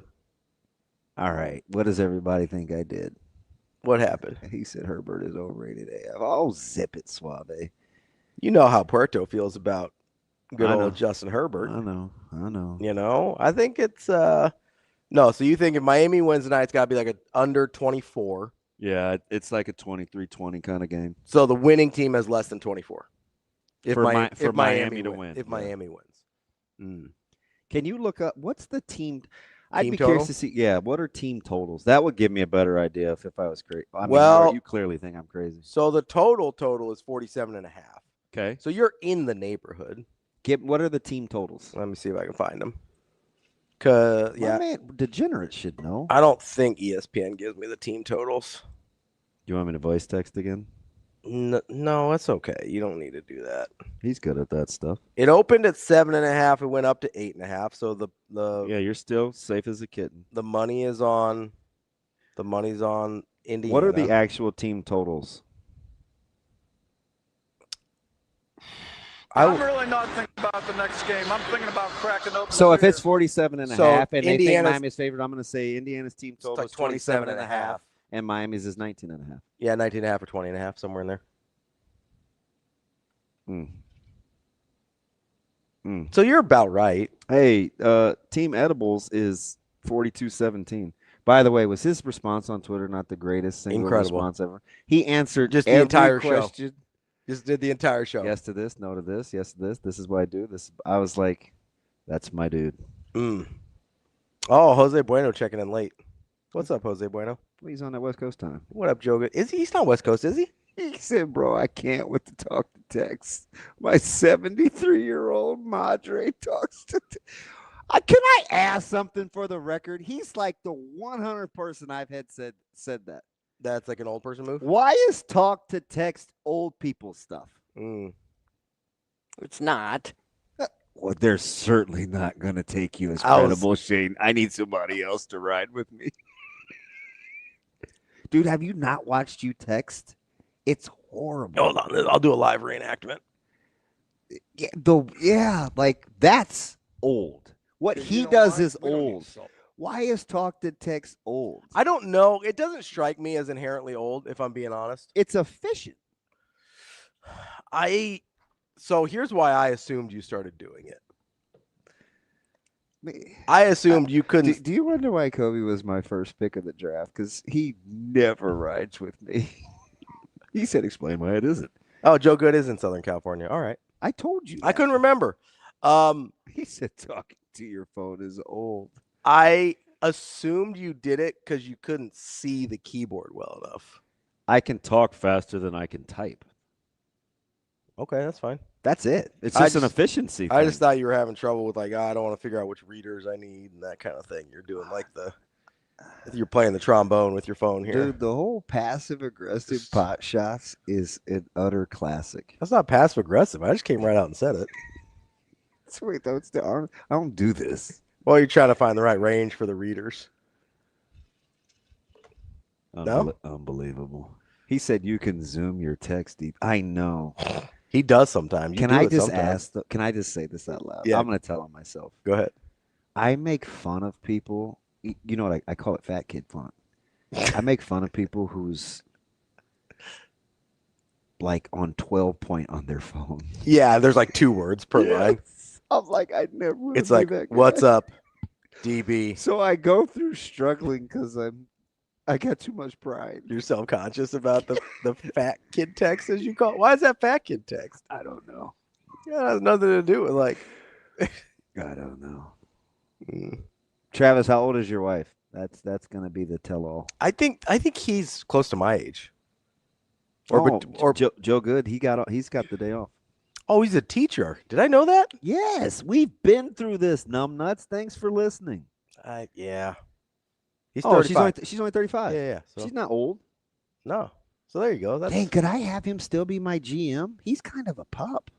Well, that's the thing I told now. you he would probably be my GM. Yeah, that's the thing now.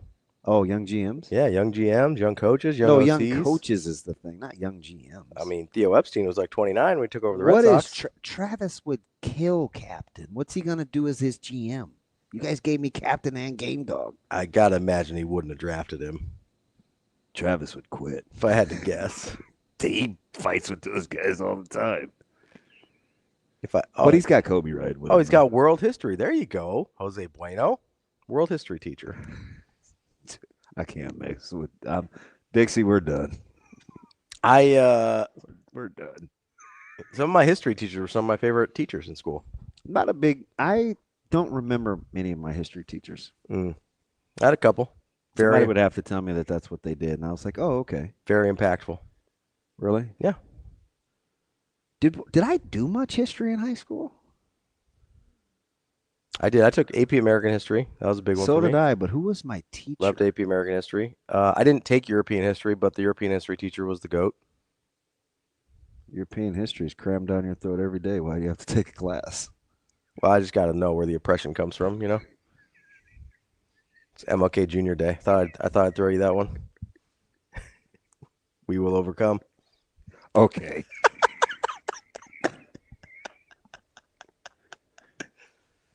You're just so inappropriate. What? I'm trying to identify. Help me, right? I'm trying to identify. Is that what it is? I'm just here so I don't get fined. Help me help you. Okay. I'm trying to identify with you. Wish your mom would choke you. Nah, she would never. That's what Coach Turman teaches at Scott. Yeah, he does. I saw his brother. History teacher? Yeah.